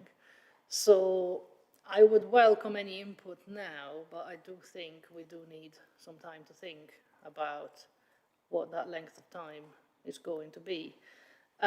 In terms of political support for CSET, 4 weeks ago I would have told you yes. These things are really rather hard to do. Infrastructure is hard to build, hard to do, it's hard to stand there. And I know that because I did it. I did it in March of this year. I stood up and I defended C2C. And, whilst I did most of the heavy lifting, the joint administration was behind me, which made it all worthwhile and it made it all easy. And I say easy, no, it wasn't easy. But it made it easy to justify to myself. The political pain is worth it if you do the stuff. It isn't worth it if you don't do the stuff. What can I possibly be referring to now? The point being that if we had reason to believe that we can have a decision on CSET, then I would welcome discussions as to how we bring that forward. It's kind of difficult to justify based on the criteria that we've got in front of us, given that anyone who's tried to put a brick on the ground in the last 2 years has seen on their own skin just how massively up the costs of building have gone. And we're talking, you know, in the last 2 years about 70%. It's massive. So for a limited budget organization such as ours, I mean, these discussions are quite difficult. I do think there is quite a lot to be said for not just the CSEC corridor as it is now, but also the further links which go out of Greater Cambridge area. They go to Haverhill, as has been mentioned. The, you know, transport needs don't follow local government boundaries. They never have, and we have to recognise that. And whatever we do, with or without funding that comes forward, I know that our team are increasingly aware of just how important the impact of what we do on people that we don't represent is. So that's just some thoughts off the top of, well, I say off the top of my head, but what we are agreeing now is to support the work that has been done so far in making sure that the things that there is money to do, that we actually do. And if anyone has any clout with people that might provide funding for the stuff that we support, but we no longer have the money to do, then that would be brilliant. Otherwise, we will pivot, as this organization has done many times before. Was there anything else that people wanted to say? Because I think, in terms of what Mike has said, I think a report to this board immediately, as soon as we've got things to discuss in terms of what we're programming, is what we will expect and what will happen. Nobody's going to sit on stuff that needs to be done just because we said yearly and it's 8 months. Are you kidding me? No. It's just, at the moment, we have to decide based on what we know we can do. And I have been completely supportive of the work that has been done. The difficult choices are there in front of us, but there is an overwhelming case for, at this point in time, with the money that we have, to do this. Things have been mentioned about why don't you do CSET in the way that we told you before? Why don't you do it on road? Why don't you use a different alignment? We've been through this. It doesn't mean that all of a sudden we're going to build a scheme that doesn't deliver just because it's cheap. Putting buses on road, especially at the moment, you can't do. And, you know, those are discussions that we will very, very happily have again. But the case for things that came before us before don't change just because of where we are now. If there is anything else, Mike, did you? No, in which case, the recommendations that are in front of us, and I will summarize them while you think if you want to make any last-minute contributions. We've got the investment across the GCP program to agree. We've got to agree the reprioritization work that has been done, including changing some of the schemes and posing one main one, as has been explained. We will, as per se, go out and make the case very loudly for the kind of money that we need. And it would be very nice if that came. We are going to note the current forecast cost and agree the management of the over-programming element. Unless anybody says differently, I was going to take those on block. Are people happy with that? Going once, going twice, that's unanimous. Thank you very much, everyone. And for those decisions that we have in the very recent past made, that they have been difficult to make, I know Dr. Tracy has gone. No, it wasn't her, it was Caroline who asked about TWAO and what the County Council is doing with that. Let's hope that gets solved quickly. We go now to item number 8, which is the CSET transport scheme. Now, we put the items on the agenda in this order because we knew that there was a dependence on a decision to be made in the item that we just discussed. So the recommendations for this item will change based on the decision that we have just taken. But before we do that, we have got 2, I think, public questions. Is it three? Oh, of course. We've got three public questions on this item, which I propose we take next. James, where are you? Whenever you're ready. Good evening again. I'm speaking on behalf of Cambridge Past, Present and Future.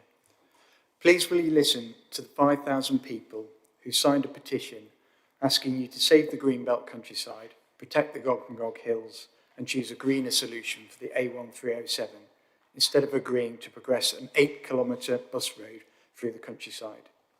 Rather than agreeing to progress a TWAO application, please will you agree to start work on a greener and cheaper alternative that delivers similar transport and economic benefits.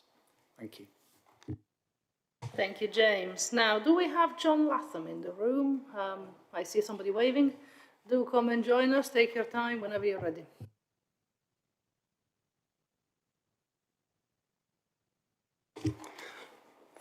Thank you, Chair. Good evening. I'm the chairman of Hobson's Conduit Trust. The trust can trace its origins back to 1632. That's just short of 400 years, during which time the trust has been, and its antecedents have been responsible for looking after Hobson's Brook and conduit from 9 wells to the centre of Cambridge. It was Cambridge's first potable water supply, public potable water supply. The trustees remain very concerned about the range of negative impacts that the proposed CSET scheme would have on 9 Wells Local Nature Reserve and on Hobson's Brook, including the 15-metre square concrete deck of the intrusive proposed bridge over the brook, creating a sterile, dark cavern. We have argued, among other things, for splitting the bridge into 2 and for the use of more sympathetic design and materials. We have made various other proposals reducing the impact on 9 wells of the CSET scheme, but we do not yet see their inclusion. The CSET scheme threatens water vole and grey partridge habitat, and the drainage arrangement proposed is likely to bring quantities of salt from de-icing to pollute the pristine chalk stream. The papers for the GCP executive, item 1.919 on page 412, state 119, a full statutory environmental impact assessment was completed. I'm still unable to locate this EIA or any evidence that the full EIA has yet been completed. This is despite being told at the September Joint Assembly that the EIA, rather than an earlier EIA consultation, was about to be published. The trustees much prefer an alternative scheme in the A1307 corridor, which would deliver similar and further transport benefits and cost £100 million less, with much less impact on the environment. Importantly, the A1307 on-road alternative scheme would not involve building 3 massive concrete bridges with huge embedded CO2 over Hobson's Brook and the River Granta. In fact, the alternative would not pass anywhere adjacent to 9 Wells and its surrounds, so would not impact water quality, wildlife or habitats, and would leave visitors undisturbed. Why are you not recommending reverting to and expediting the alternative lower cost scheme? Thank you. Thank you, John. Just on time. Anna, are you still with us? If you are, whenever you're ready.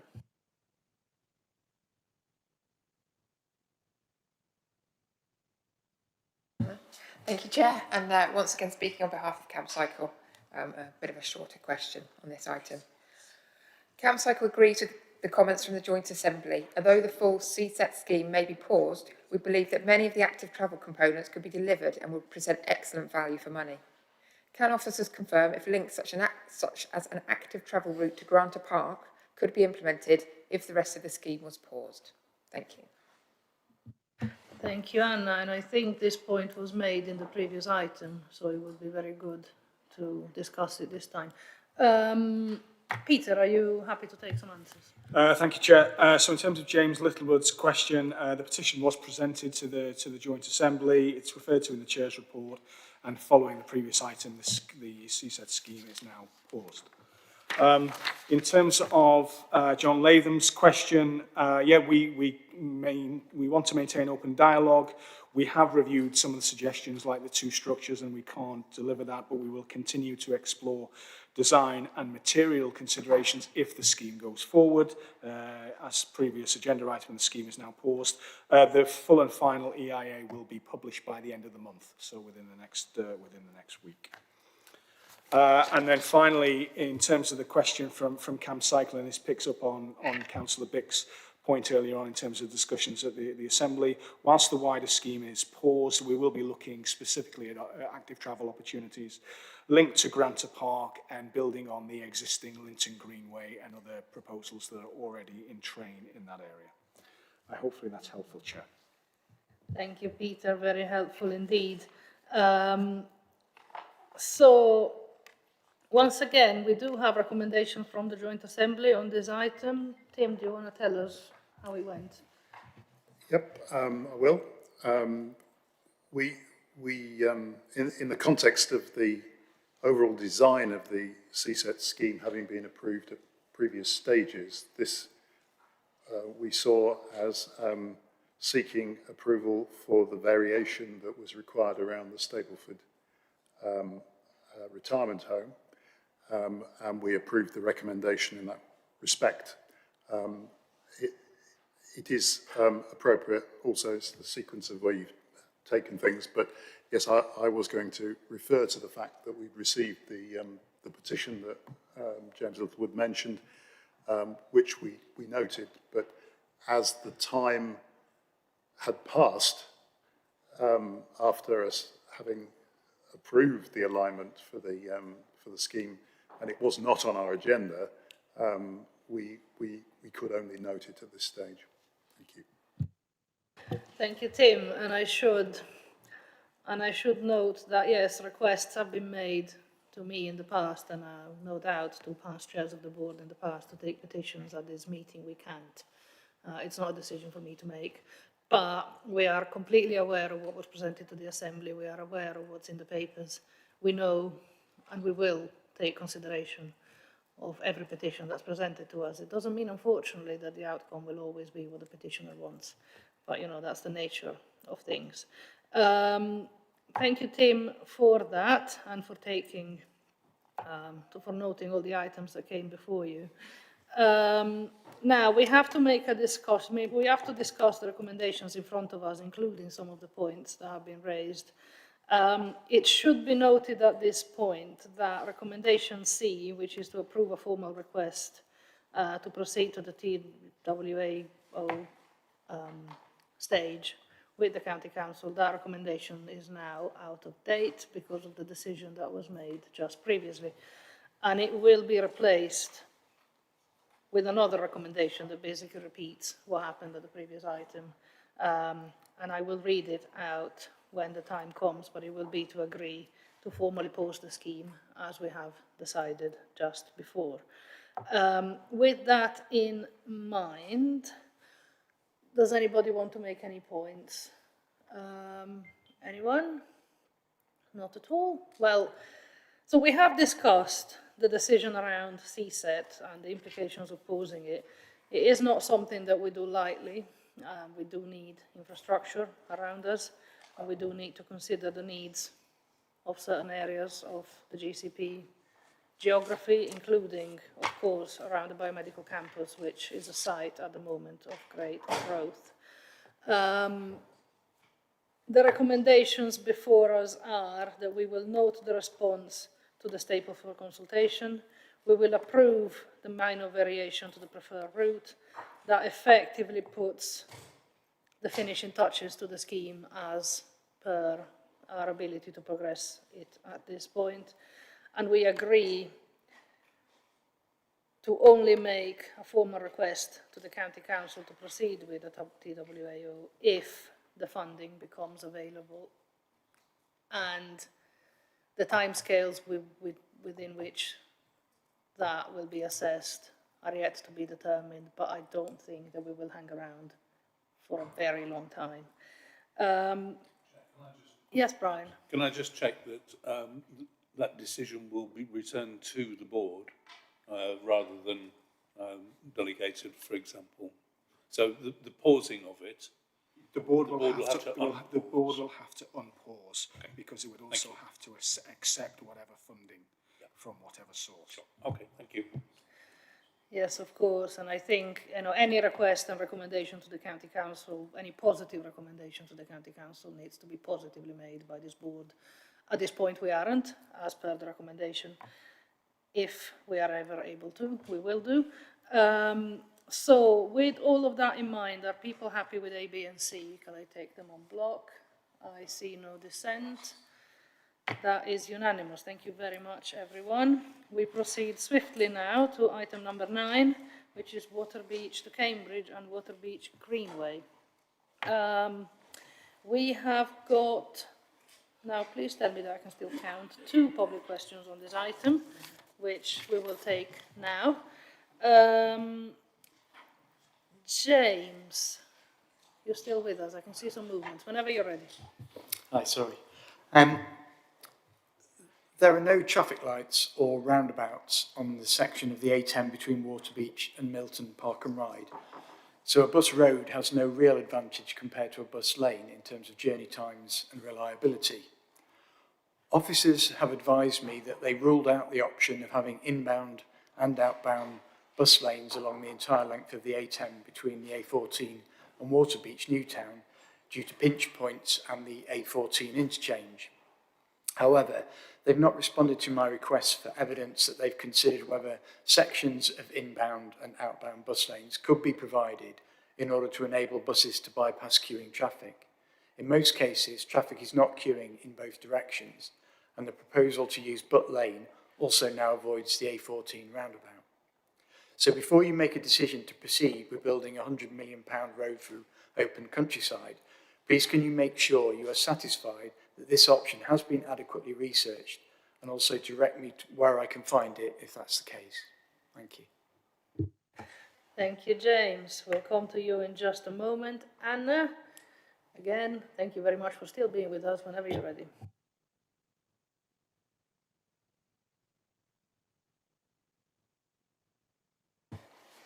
Thank you, Chair. Once again, speaking on behalf of CamCycle. CamCycle welcomes progress on the Waterbeach Greenway, which should provide a safe, high-quality cycle route for existing residents of Waterbeach Village and up to 30,000 future residents of Waterbeach Newtown. If this route fails to live up to its potential, it will negatively affect the lives of thousands of people in the area, reducing access to education and work, impacting health, and adding to the congestion around Cambridge. To ensure the best outcomes, engagement and co-creation with stakeholders is key. This is especially important right now in the Waterbeach Greenway because we know that the 2 options for Milton High Street will include a shared surface for people walking and cycling. Proposing a shared youth path in a residential and shopping area on an active travel route to serve over 40,000 people is not good enough. It is a critical failure for this Greenway. We urgently need a better solution and believe this scheme should not proceed until an appropriate design is agreed. Why then is the GCP not meeting with its non-motorised user group, of which CamCycle is a part, until just 7 days before the Waterbeach Greenway consultation is due to be published? It's clear that none of the discussion at that group will have any effect on the design of the route or the options included in the consultation. The technical expertise and local knowledge within that forum is being utterly wasted. Once again, we ask when will the GCP reconsider how it works with stakeholders and save itself and all of us lots of hard work and frustration. And I'd just like to say it's not the case that our opinion is always against residents, or, you know, that we don't need to be set against each other. There is a space for a positive co-creation between residents and all the different stakeholders. Thank you. Thank you, Anna. And before I ask Peter to answer the question, I mean, I completely, you know, we are absolutely committed to working well with stakeholders. If we are not doing that well enough, we will do better. I am slightly concerned hearing that, you know, we met with you before the consultation closed and therefore that didn't count. Of course it counts. We absolutely are listening. But we will get back to that, but you know, it's always very hard to make it look like we can get places massively in advance. I mean, to me, the fact that we have had a meeting before the consultation closed seems to be a positive. However, as I said, we will strive to do better after we've heard all the details, and there will be more discussion about that later. Peter, would you like to take those questions? Thank you, Chair. There are sets of traffic lights along that section of the A10 between Waterbeach and Milton Park and Ryde. In previous stages of the business case, as we are required, then we have looked at a number of various options, bus priority measures on the A10 to a fully segregated route. The assessment found that the segregated route offered significant advantages. All of this information is publicly available. The optioneering process was set out in Chapter 6 of the 2020 Options Appraisals Report and is summarised in the business case, and I will happily write with those details separately to James. In terms of Anna's question, we're not suggesting that people put against, different groups are put against others. What I think I was trying to suggest is they have different opinions on occasion, and they don't all necessarily agree. We do listen to our active travel non-motorised user group, and actually we're on the ground with Milton Road. The Histon Road schemes are materially different as a result of the input that those groups have had. We are meeting with a non-motorised user group 7 days before the Waterbeach Greenway consultation begins to give a specific opportunity to discuss the proposals and to ensure that the organisations can prepare for the consultation period ahead. We're not planning a redesign of the scheme at that point. We're going to go out to consultation and we're going to listen to all the views, and then we will need to canvass and review and synthesise those views, and they will be reported back to the Joint Assembly and the Board for their consideration. I hope that's helpful, Chair. That is indeed very helpful, and it just underlines the sometimes difficult and very self-feeding nature in which these things progress. So before we go on to the discussion, of course, this also went to the Joint Assembly. We have recommendations from them. Tim, how did it go? The three elements were all supported by the Assembly. The revised alignment to the busway, all supported by almost all members, and the travel hub site option C, and the proposal to consult on the Greenway alignment. So the support for all three elements.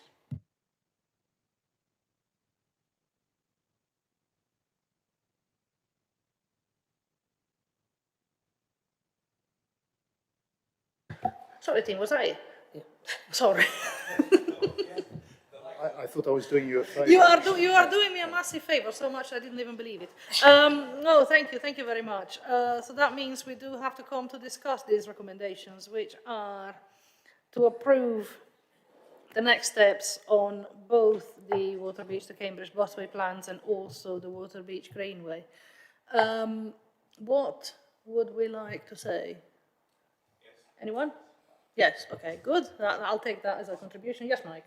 I've got a brief point, oddly enough about the specifics of the recommendation. It's picking up the question from CamCycle. I would like, maybe it's because I'm new to the board, but there is a statement there about concern about how the consultation process works.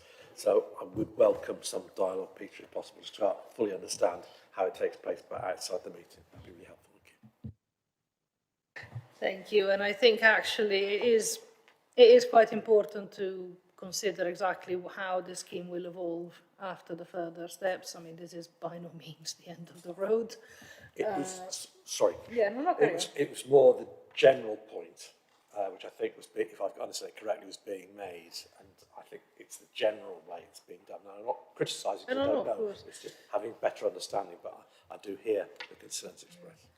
No, and believe me, we want to do it.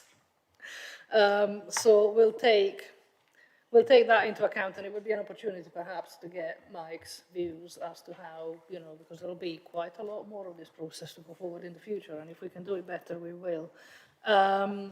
In terms of Water Beach to Cambridge, we are noting the consultation. We are being asked to approve the revised central alignment as the preferred option. And at that point, you know, we're not building in any way, shape or form, but we will undertake further work to refine the route and develop the preliminary design. There is no design in the public domain at this stage. Also, there is the small question of the environmental assessment. We are being asked to approve the preferred location for the park and ride site, or travel hub as they are known these days. And again, designs and detailed environmental proposals will follow. We are being asked to approve the outline business case for the project at a provisional budget of £109.4 million, and the proposals to consult on a revised alignment for the Water Beach Greenway. Are we happy to take those in block? I see no dissent, therefore thank you very much, everyone. We now go swiftly to item number 10, which is Cambridge Eastern Access. We've got 3 questions on this. James, would you like to come forward whenever you're ready? Chair, can I briefly, I bear in mind what Neil Andy said early on. I live close to where some of this is, so I bear in mind what Andy said earlier on about Waterby. Thank you. No, absolutely. We'll take that as noted in the same way that Andy's was noted earlier. James, whenever you're ready. Thank you. The roadside verges at Airport Way Roundabout are of ecological value and include a rare species of plant, the lizard orchid, which is listed on Schedule 8 of the Wildlife and Countryside Act. There's no mention in the officer's report of this constraint, nor the likely impact of this habitat if the park and ride at P1 were to go ahead. At the Joint Assembly, the Director of Transport said that the lizard orchids would be protected, but he did not say what the impact on the road verge habitat would be, and it's the habitat that's equally as important as that species. Please can he say what the impact will be on the road verge habitat if a decision were made to proceed with location P1? If site P1 is not progressed, then planned works in the vicinity of Airport Way Roundabout on the southern side would not be needed. For example, the proposed active travel route linking to that new park and ride. Recommendation 2.1b is therefore unclear. Please can you confirm that a decision on 2.1b will exclude the works onto the southern verges of Newmarket Road between the park and ride and traffic lights and Airport Way until a decision is made on the location of the park and ride? Thank you. Thank you very much, James. Now we have Martin on Teams. Is Martin on Teams? Yep. Yes, excellent. Whenever you're ready. Just waiting up. There it is. Right, sorry, just trying to find it. Yeah, I'm a resident of Petersfield and live near the Elizabeth Way Roundabout. I'm strongly supportive of improving this corridor, but I'm disappointed at the possible suggestion and recommendation C that this could be kicked into the long grass, or at least that's how I read it. The Elizabeth Way Roundabout is an ugly relic of outdated 1960s planning and blights our area of Petersfield. It caters pretty much only for drivers, relegating walking and cycling to an inconvenient, dingy underpass with blind corners, graffiti, a generally unpleasant environment, and inaccessible to some with disabilities. No transport professional would even consider designing such a monstrosity these days. The roundabout and Newmarket Road, without any proper cycle infrastructure, are a huge barrier to mass cycling levels into town from the east. As a result, we see high levels of car use every day. Replacement with a modern, at-grade junction is already agreed council policy in the local plan, which is known as the Eastern Gateway. This area will remain a large, important junction for cars, but it could be done instead as a multi-lane crossroads. I was struck by a photo of an almost identical change at Nottingham's Maid Marian Way done 15 years ago and saw how much better it was, and I've included a link to the photo in my question. I think the consultation saw some misunderstanding. Some people, judging from social media, thought it would be a Dutch roundabout. That's not what the GCP were proposing in your plans. In fact, it would be a Cyclops junction. So had the public actually been shown, as part of the consultation, a clear photo of an ordinary pedestrian and cycle crossing separate from traffic, which is what you're proposing, there would be little appetite for keeping a dingy, indirect, unsafe 1960s underpass. Officers seem to suggest delay due to potential Grafton and Beehive Centre changes, but both of those propose much reduced traffic levels. In other words, the effect on the road environment can only get better, not worse. So this should not be a reason to delay. That seems illogical. The Executive Board a few weeks ago, members wanted the area to reach higher public realm standards. And so the logical thing, therefore, for this area is not to pause, but instead to keep this as a current scheme, to give officers clear instructions to get on with follow-up design work to implement this higher ambition. You've just spent 2 hours wondering how to find a bold solution to Cambridge's transport problems, and I think the consensus seems to be we're not sure. Yet sorting out Newmarket Road is a real scheme you can actually get on with. It seems an obvious thing to sort out. Everyone's been talking about it for decades now. This is on the table and it's feasible. If you can't get on with this, what hope for much more difficult traffic reduction measures? Delay risks the city being left with this ugly legacy of the 60s for another decade or so. So turning back to the agenda, it says to revisit the scheme around the roundabout. So could you please make clear that this should not mean delay, but the work should be accelerated towards an improved design and a clear intent to go ahead? Thank you. Thank you very much, Martin. I see Anna's not left her place. Whenever you're ready. Thank you again, Chair. I'm speaking once more on behalf of CamCycle's members. We note the change in levels of support for this scheme between 2021 and 2023, with 53% currently opposing the introduction of segregated cycle lanes and high numbers of respondents saying they're not needed. Given that a representative survey of Greater Cambridge residents conducted by Sustrans in 2021 found that 74% were in support of segregated cycle lanes along main roads, we believe that this consultation was skewed by the damaging effects of the toxic discussion on the sustainable travel zone. The GCP is right to consider how proposals integrate with the East Barnwell plans, government guidance on cycle infrastructure to design, the road hierarchy project and the GCP's own transport objectives. Protected lanes are essential to deliver a safe route along Newmarket Road. With the current state of the STZ and the growth of anti-cyclist rhetoric within the media and public debate, we call on GCP officers and staff to clearly communicate the benefits and objectives of following the Highway Code's hierarchy of users and prioritising improvements for people travelling on foot, by cycle and by public transport. We ask the GCP if it will follow the guidance for the DFT, Active Travel England and the Highway Code to put the safety of non-motorised users, the need for modal shift and its own sustainable travel objectives at the forefront of decision making. It has also been stated in previous meetings that the success of the Newmarket Road scheme was dependent on the reduction of traffic achieved by the sustainable travel zone. Is this still the case? And if so, how would traffic be reduced without an STZ? Thank you. Thank you very much, Anna. I think that brings the public questions to a close. Sorry. Peter, would you like to answer? Was that you that was supposed to answer? Sadly, it's me again, Chair, yes. So in terms of James Littlewood's question, I happily acknowledged at the Joint Assembly that CPPF had advised the GCP of the lizard orchids. I was, again, happy to confirm that the area would be formally surveyed in spring, summer in 2024, that we'd already advised the design team and briefed them on the detail to seek to avoid the orchids.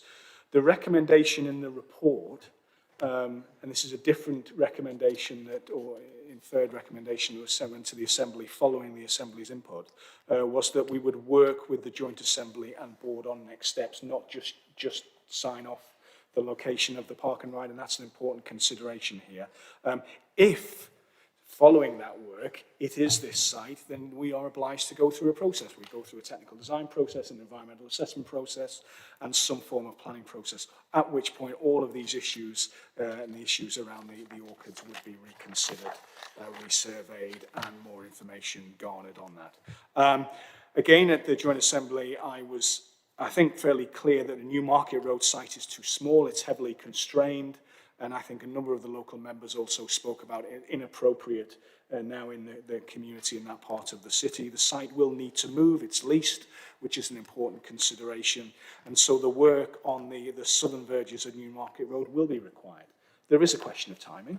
And that will fall out of the conversations around the park and ride site particularly. But actually the recommendation to progress to detailed design remains valid because a detailed understanding and detailed proposals can only help the considerations of that scheme. Turning to Martin Lucas Smith's question, so the points regarding Elizabeth Way Roundabout are well understood. And actually we were quite surprised by the sort of the spectrum of views in terms of the consultation. Some people sort of saying that not unexpectedly get rid of it, others, well, actually, we really wanted it. I think we clarified the position during the Joint Assembly to say we were not proposing a pause of this scheme.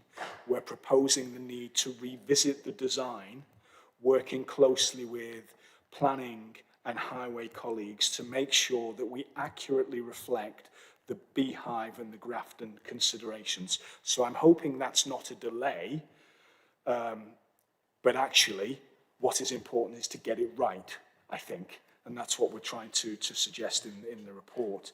And again, promoting the move to active travel and sustainable travel is a key part of the considerations of that junction, as well as the urban design issues that were raised by the questioner. Happy to confirm to Camp Cycle that we will be following the relevant guidance, Active Travel England, Highway Code and the like. And yes, Newmarket Road will require management of traffic to take that forward. And if we are not progressing a sustainable travel zone, then we will be looking to the other elements of the city access package that we touched on earlier on. So whether that's network hierarchy review, integrated parking strategy, wider traffic management, and they will need to be considered as we develop this scheme to make sure that we create a safe environment for all users, in particular active travel users. I hope that's helpful, Chair. Very helpful as always. Before we go to the discussion, I know we've got Naomi from the City Council online. You there, Naomi? Would you like to make your intervention now? Whenever you're ready. Yes, thank you, Chair.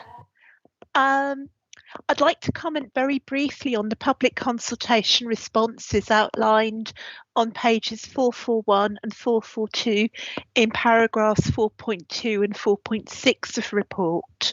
Although I spoke at the Joint Assembly about these issues, neither the public or councillor questions at that meeting were reflected in the minutes. So this is why you have me here again as ward councillor, to ensure my residents' voices are heard. There is a big conflict between the different types of users of a roundabout with Barnwell Road on Newmarket Road. On the one hand, we have local residents, many of whom are elderly and disabled. Some have small children, often heavy shopping. Most are on foot, scooter or bike and travelling very short distances with a lot of difficulty to shop, school and nursery. Their priority is safety, not speed. They are well aware that this roundabout is an accident black spot and in general support the changes to traffic lights and safe pedestrian crossings on each arm. The depth of the concern is shown by the number of very detailed questions we've had on the exact type of traffic signals that we will have. I hope the board will accept the Joint Assembly recommendations to put our resident safety first and accept the recommendation to proceed with the Barnwell roundabout improvements described in 4.10 on pages 442 to 443. I'd also like to comment very briefly about phase A3 in the Elizabeth Way roundabout, which is in paragraph 4.13 and pages 443 and 444. The responses we had from residents are actually slightly different from those from Cam Cycle and from Martin. Residents were well aware it wasn't a Dutch roundabout. We had some very detailed feedback through our closed ward Facebook group on changes residents would like to see on the roundabout. The other point I wanted to make was that many residents were referencing accidents they'd been involved with and accidents they'd seen on Newmarket Road. I'm a bit of an outlier. I do actually cycle on Newmarket Road in my mobility scooter, but most of my residents say they would never ever cycle on Newmarket Road. They are very interested in using Newmarket Road to get up to the Chisholm Trail and then taking NC51 into the city. Okay, thank you. I think I've finished. Thank you, Naomi. I think we got the gist of that, and I should probably place on record I also cycle on Newmarket Road. It's absolutely bloody terrifying, but I do. That's what happens when you've got no other choice. Peter, is there anything in there that you'd like to address? There were a couple of things I'd like. Yeah, I mean, just to reassure in terms of representation, that when the minutes of the Assembly are published, then they will be reflected in there. And I think actually a lot of the comments that the councillor makes are reflected in the commentary in the report. We did get a polarisation of views, but very much from the local communities and the local area. They were very supportive of taking these proposals forward in a managed fashion. Thank you, Chair. Thank you, Peter. And, when it comes to, the closer you focus your lens on very, very local stretches of road and stuff, there's quite a lot of discussion to be had. And I very much do look forward to that. We do have joint assembly recommendations on this item. Tim, what did they have to say? Yep. The broad drift of the recommendations were supported with but there were two areas of discussion to highlight. One was the location of the travel hub, which the Assembly took quite a concerted view should be reconsidered. And the case that is advanced is that the travel hub could more usefully be located at the other side of the nearby A14 junction, whereby it could capture and intercept congestion from an earlier stage, and also enable park and ride services to enter the city along the A14 and down Milton Road to the north, a river crossing, until you get to Elizabeth Way. And so I was disappointed to see that although in your report on page 441 it says that the Assembly reiterated reticence with regard to the park and ride site and asked for it to be, it doesn't say that we asked for that to be reconsidered, which we did, and there is no reference to that request in the recommendations or the response that I can see. What is the process by which that is going to be addressed? Because there was a willingness to take on board by officers the views of the Assembly. I just want to know how they're going to do that, given that it looks like your recommendation D is kind of like business as usual, next step kind of thing. And I think that certainly as far as the Assembly's view is concerned, that was not appropriate till there had been further satisfaction on the location of the hub. The other point actually mirrored quite precisely Martin Lucas Smith's question about the Elizabeth Way roundabout, because I think it was difficult to see how the two developments that are referred to at the Beehive and the Grafton Centre actually would relate to what you would do there. Clearly it's a relevant roundabout to those locations, but it wasn't clear, given the nature of the developments, why that would condition what we did there.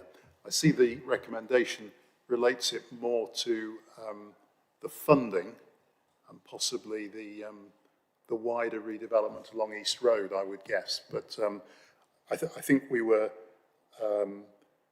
very anxious to use the word phasing rather than pausing. I I mean, pausing is what we just talked about with C-sets, and that is quite a fundamental step, back burner stuff.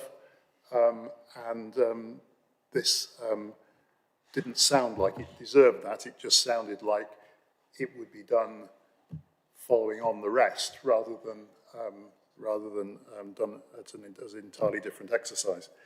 So we'd be really keen if those points could be followed up in your discussion. Thank you, Tim. And I can see Peter is raring to respond. So if you want to... Always raring, Chair. So I'm happy to phasing, absolutely right. I think when the Assembly got me off the rack, that was the word we came up with in this. But I'm happy to confirm the roundabout is phasing, it is not pausing. And in terms of the park and ride, and that may be my sort of scripting, the indicative proposal that went to the Assembly was approve the outline business case and get on with it. The proposal here is to say to note the outline business case and then to direct officers to work with the Assembly and Board on what the next step should be.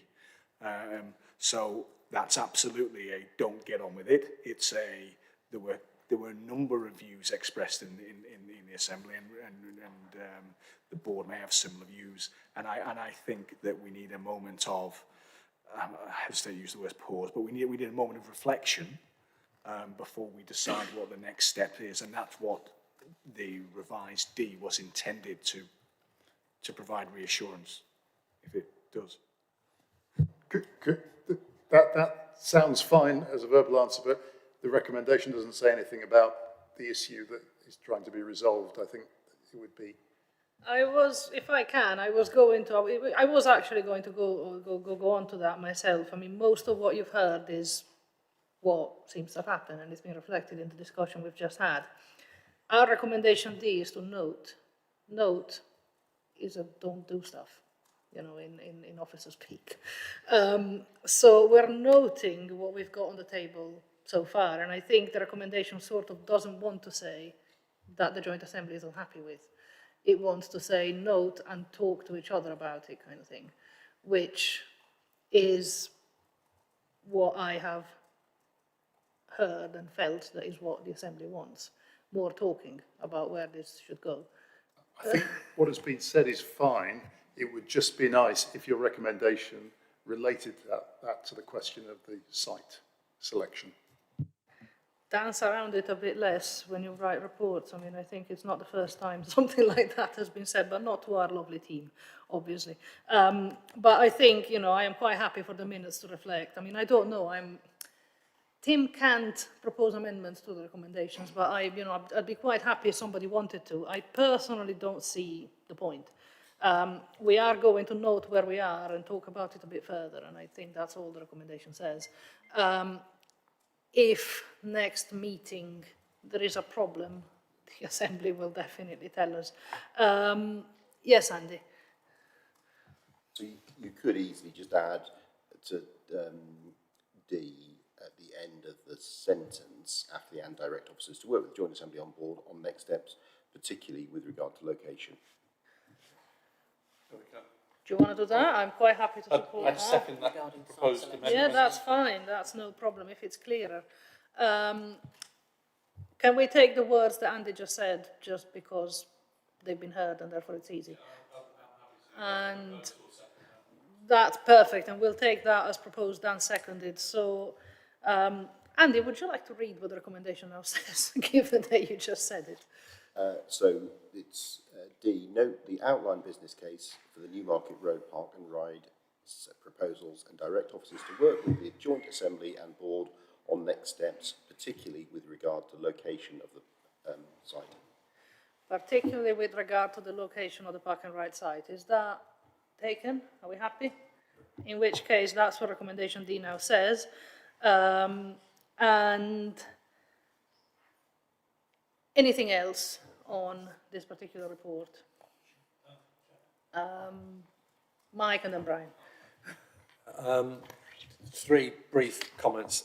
First of all, I agree with Martin that I hope this is not being kicked into long grass. I'm reassured by Peter that that's not the case. Oddly enough, I think it's really important that we do this. for the reasons that were set out in the proposal, namely implications for us in redesigning what's going on at the Queen Elizabeth Way roundabout without considering the potential implications of what are massive developments at the Grafton Centre and particularly the Beehive. So I welcome that. One question, I suppose, is that given the ambitious proposals that might relate from the football club, I'm just intrigued to know what discussions we've had with them, bearing in mind their location and what they're hoping to do in the future. So I would welcome reassurance.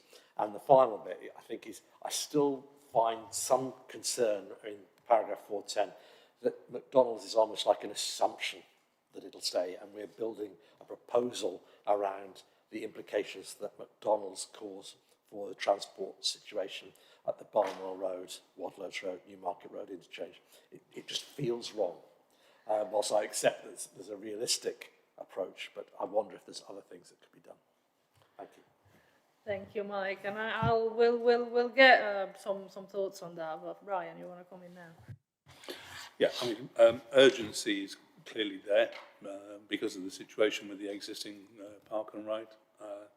So I'd endorse Martin and the Assembly's views on that. And one random thought in terms of plants.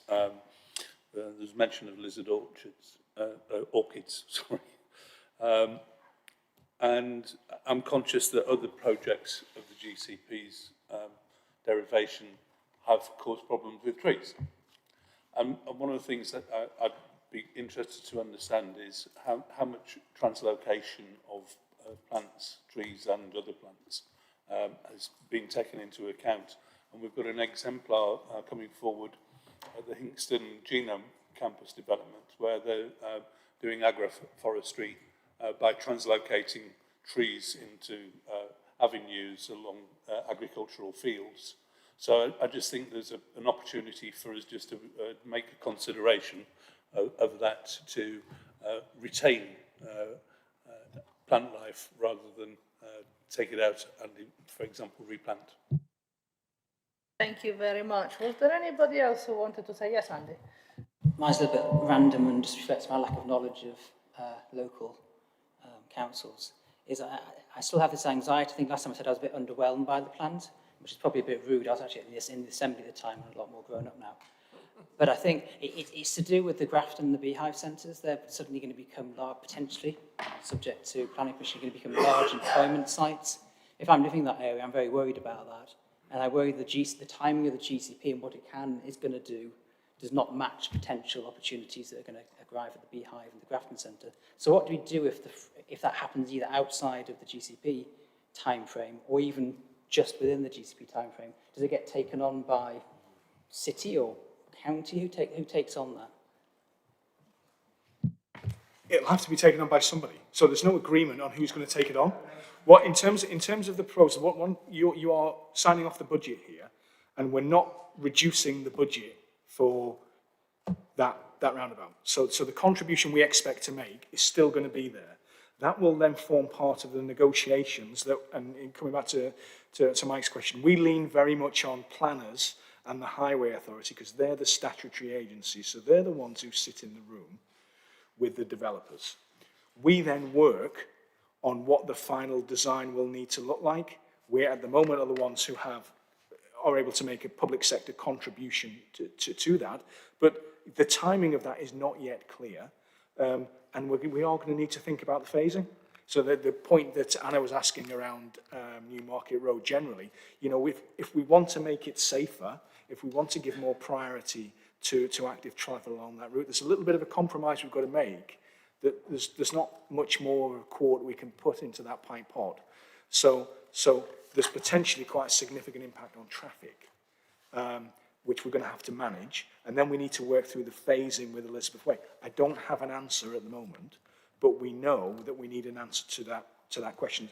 What I think we're asking for is allow us to do the further detailed design on what the Newmarket Road bit should look like. Hopefully, the thinking on Elizabeth Way, sort of vis-a-vis Grafton and Beehive, will develop. And then at some point, it would be jolly nice if I could come with a polished thing and went, ta-da, this is how it all hangs together. But at the moment, I can't answer all of those questions because city planning colleagues and highways colleagues are in those discussions as to what that looks like. Thank you, Peter. I was going to offer a sort of, I don't know, slightly uninformed view on the question that Mike posed about McDonald's, and I'll be very happy to hear some. We can't. Right. So we have a defined role to deliver a program. We work in a very rich governance environment, and I do my level best not to stand on anybody else's toes, right? So McDonald's is clearly a challenge from a traffic management point of view. So the Assembly Camp Cycle rightly challenged us on the detailed design proposals, but we can't just ignore it because it does create problems. And some of the driving behaviours around there, you know, recognising this is on a public website, are dreadful. And that creates road safety risk. But in terms of the defined role that the Greater Cambridge Partnership has got, that doesn't involve relocating McDonald's. So we need to work with hand in glove and not standing on toes in a Strictly Come Dancing kind of way with our planning and our highways colleagues to see between us, can we try and make that thing better? But I repeatedly at the Assembly and at the board will say we will not build things that are unsafe. So that has to be our sort of backstop position. The problem I've got with that is, you know, I feel like I've been in this business a million years. I haven't. I mean, as soon as I stepped onto the political arena, people were talking about McDonald's. They've been talking about McDonald's for a very long time. I have previously approved decisions of this board to hand over significant amounts of taxpayers' money to private companies to cover their profits because they weren't high enough. Now, this isn't the kind of decision that you take lightly, and you know, I'm not going to go into any more detail, but people will remember Brian was on the board at that time. I suspect that there is no amount of taxpayers' money in our collective budgets, this one, the county councils and the city, and I suspect South Cambs, that we can offer to McDonald's to make them get away. Like, and if there was, I'm not sure I would be quite happy to recommend that. They aren't moving. That's it. It's not so much that you would do that, Lisa, I suspect. That's not what you're suggesting, or indeed Peter. But you're not, as you say, the responsible authority to do that. But there are others who can. And I bet back to the whole notion about this is a partnership. And if that's something that's significant, then there's others that might want to be involved in that discussion and could take things forward. And I think that's the twist I think I'm probably suggesting. And we continue to have those discussions. But again, I have to come back to you with projects and designs that we can confidently and with reassurance around road safety deliver. And so if there is no sort of solution around traffic enforcement for sake of argument, then I have to come forward with a design that almost is self-regulating and can manage itself. But please be reassured, those conversations are absolutely going on in this and a number of other locations. So, on Newmarket Road and issues around it, is anyone else have got any points, anything at all? Are we all suitably knackered? The recommendations as they stand at the moment are to note the outcomes of the recent consultation, to agree to progress the Eastern Access Phase 1 works along Newmarket Road, Chisholm Trail to Airport Way, to detailed design stage, agree to revisit the scheme around Elizabeth Roundabout to allow for everything that we've discussed, note the outline business case for the Newmarket Road Park and Ride proposals, and direct officers to work with the Joint Assembly and Board on what Andy said, but basically find consensus around the site. Note the budget for the scheme at £58,472,000. Are we happy to take those on block with the note of recommendation D as amended? Going once, going twice, done. Thank you very much, everyone. We are now... I know. We're getting there. We're totally getting there. Item 11 I'm just of, going to have to well, go. please do, and thank you so much for being with us. And, you know, your presence alone has made us all feel much better than we would have had otherwise. So, you know, with sincere thanks to everyone who stuck with us until now. We are on item 11 of about 17,000, but we'll get there. Quarterly progress report. We've got Anna's public question. No, seriously, we have to just, you know, co-opt her onto the board. Surely James Littlewood should be asking questions. Actually, I should be quite careful. Please go ahead. Thank you again. I decided not to get up this time. Although the GCP Joint Assembly agreed to the fast tracking of detailed design for the Addenbrooke's roundabout, no detailed designs for the roundabout were presented at that meeting. CamCycle did not support the proposals as presented at consultation and is extremely concerned that some aspects could worsen rather than improve safety for people walking and cycling. We asked the GCP which teams from the County Council they are working with on the redesign, because it doesn't seem as if the cycling team has been involved. When will the new designs be publicly available? And most importantly, has safety for those walking and cycling rather than the flow of motor vehicles been placed as the highest priority? And we're nearly 2 years since Anna Garrett-Quinton was killed at that roundabout, so this is really vital we get it right. Thank you. Thank you, Anna. And if Niamh doesn't mind, I know we've got Karen Young from the City Council online, and I would like to take her intervention before we ask Niamh to answer Karen and Anna. So, Karen, whenever you're ready. Hello, thank you, Chair. I will be very brief. I would like to thank everyone for accelerating the scheme of the Addenbrooke's roundabout, but I'm concerned that the acceleration might not result in the best scheme possible. Excuse me. I've been talking to residents and they are very concerned that there is no way to get from A2 to A3. A4 is the crossing, it's far too far away from the roundabout. The islands that are currently there that are used by pedestrians are going to be made much smaller, increasing the danger for them. And then the last point was that the trees are being cut down on one side but not on the other, and it seems a little bit unnecessary. So my question is, are we going to result in the best scheme possible and safest for pedestrians and for cyclists? Thank you very much. Thank you both. Niamh, would you like to comment on both of those? Niamh would prefer if I did it. So okay. There's similar questions. So we are seeking approval to fast track this element of the scheme, and it's a shame that the mayor's left because the county council has secured money from the combined authority to address this accident problem. So that's the only reason we're seeking to fast track it. We're not going to change the process. We've had a consultation. We had a lot of comments and issues raised. We're working on the response to that. We're going to take that response through local members, through CamCycle and non-motorised user group, as we work on the next stage of the design. Approving the fast tracking is not approving a design. You're not approving the design today, so that we'll go through that process. That process will then come back for an executive board decision to decide what we're doing next. We're working with a number of teams from the county council, and I've got on my list signals, road safety, highways. I can't comment on how the cycling team and the county council view it, but certainly we're in discussions with the county councils because the county council have got the money, and we're doing this as a joint scheme to address our ambition around promoting active travel and the role they play around road safety.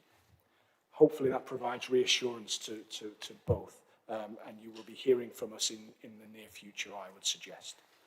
Thank you, Chair. Thank you, Peter. Now, someone to my left should be introducing the report.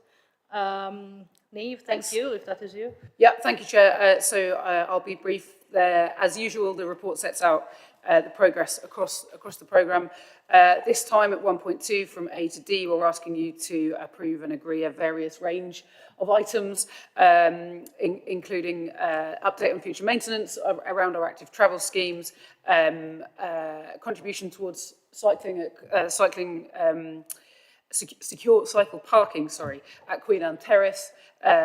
Also, as we've just discussed, funding around detailed design for Addenbrooke's and accelerating that, and also to approve the tweaked, very slightly tweaked assurance framework, which is set out in Appendix 9 of 5.23 on your report. Happy to take any questions on any of those things or any other sections of that report. Well done, Neve. We will take you on as a, on the speed talking course that I've been trying to take the reverse of. So, how did this go at the Assembly, team?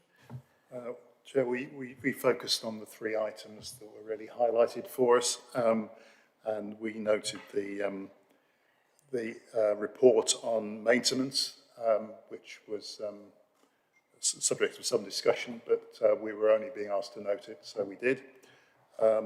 And we supported the contribution to the secure cycle parking at Queen Anne Terrace car park. And I asked the same question as the 2 questioners did about, so what is this design for the Addenbrooke's roundabout? And I got the same answer, that actually the design stage will still exist. That will still be subject to a separate, transparent decision which people can voice their point of view at. But I'm sure that Peter has heard the comments made. So we just made those observations. Thank you, Tim, very much. I feel that there very frequently is quite a good airing of the issues by the time we get to the board actually discussing it, which is really good for us because, it gives us something on which to build.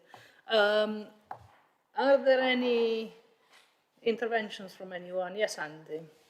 It's a very small one, because I know it's quite late. I'll just say, as chair of the Smart Work Stream, I'm duty-bound to mention that we have now launched the Innovation Prospectus, which is the way we're asking the market to trial new and innovative technologies across the GCP area.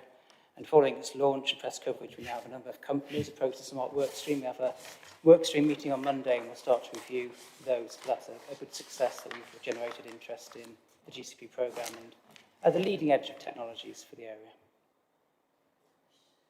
Thank you, Andy, and woohoo is the good answer to that. If there's no other interventions, we have got the recommendations in front of us, which are to note the update on the future maintenance of the active travel infrastructure, to agree the contribution towards Queen Anne, to approve the request to fast-track the Addenbrooke's roundabout, and to approve the update to the GCP assurance framework. Can I take those recommendations on block?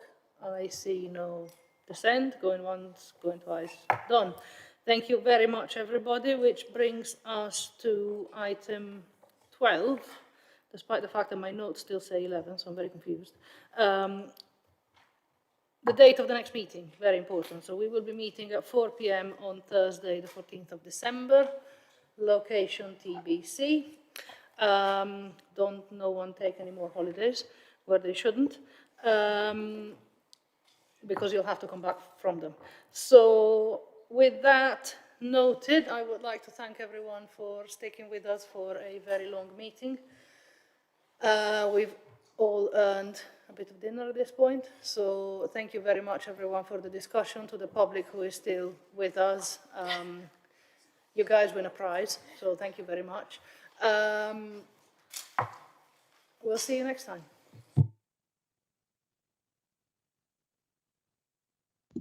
Thank you, Chair.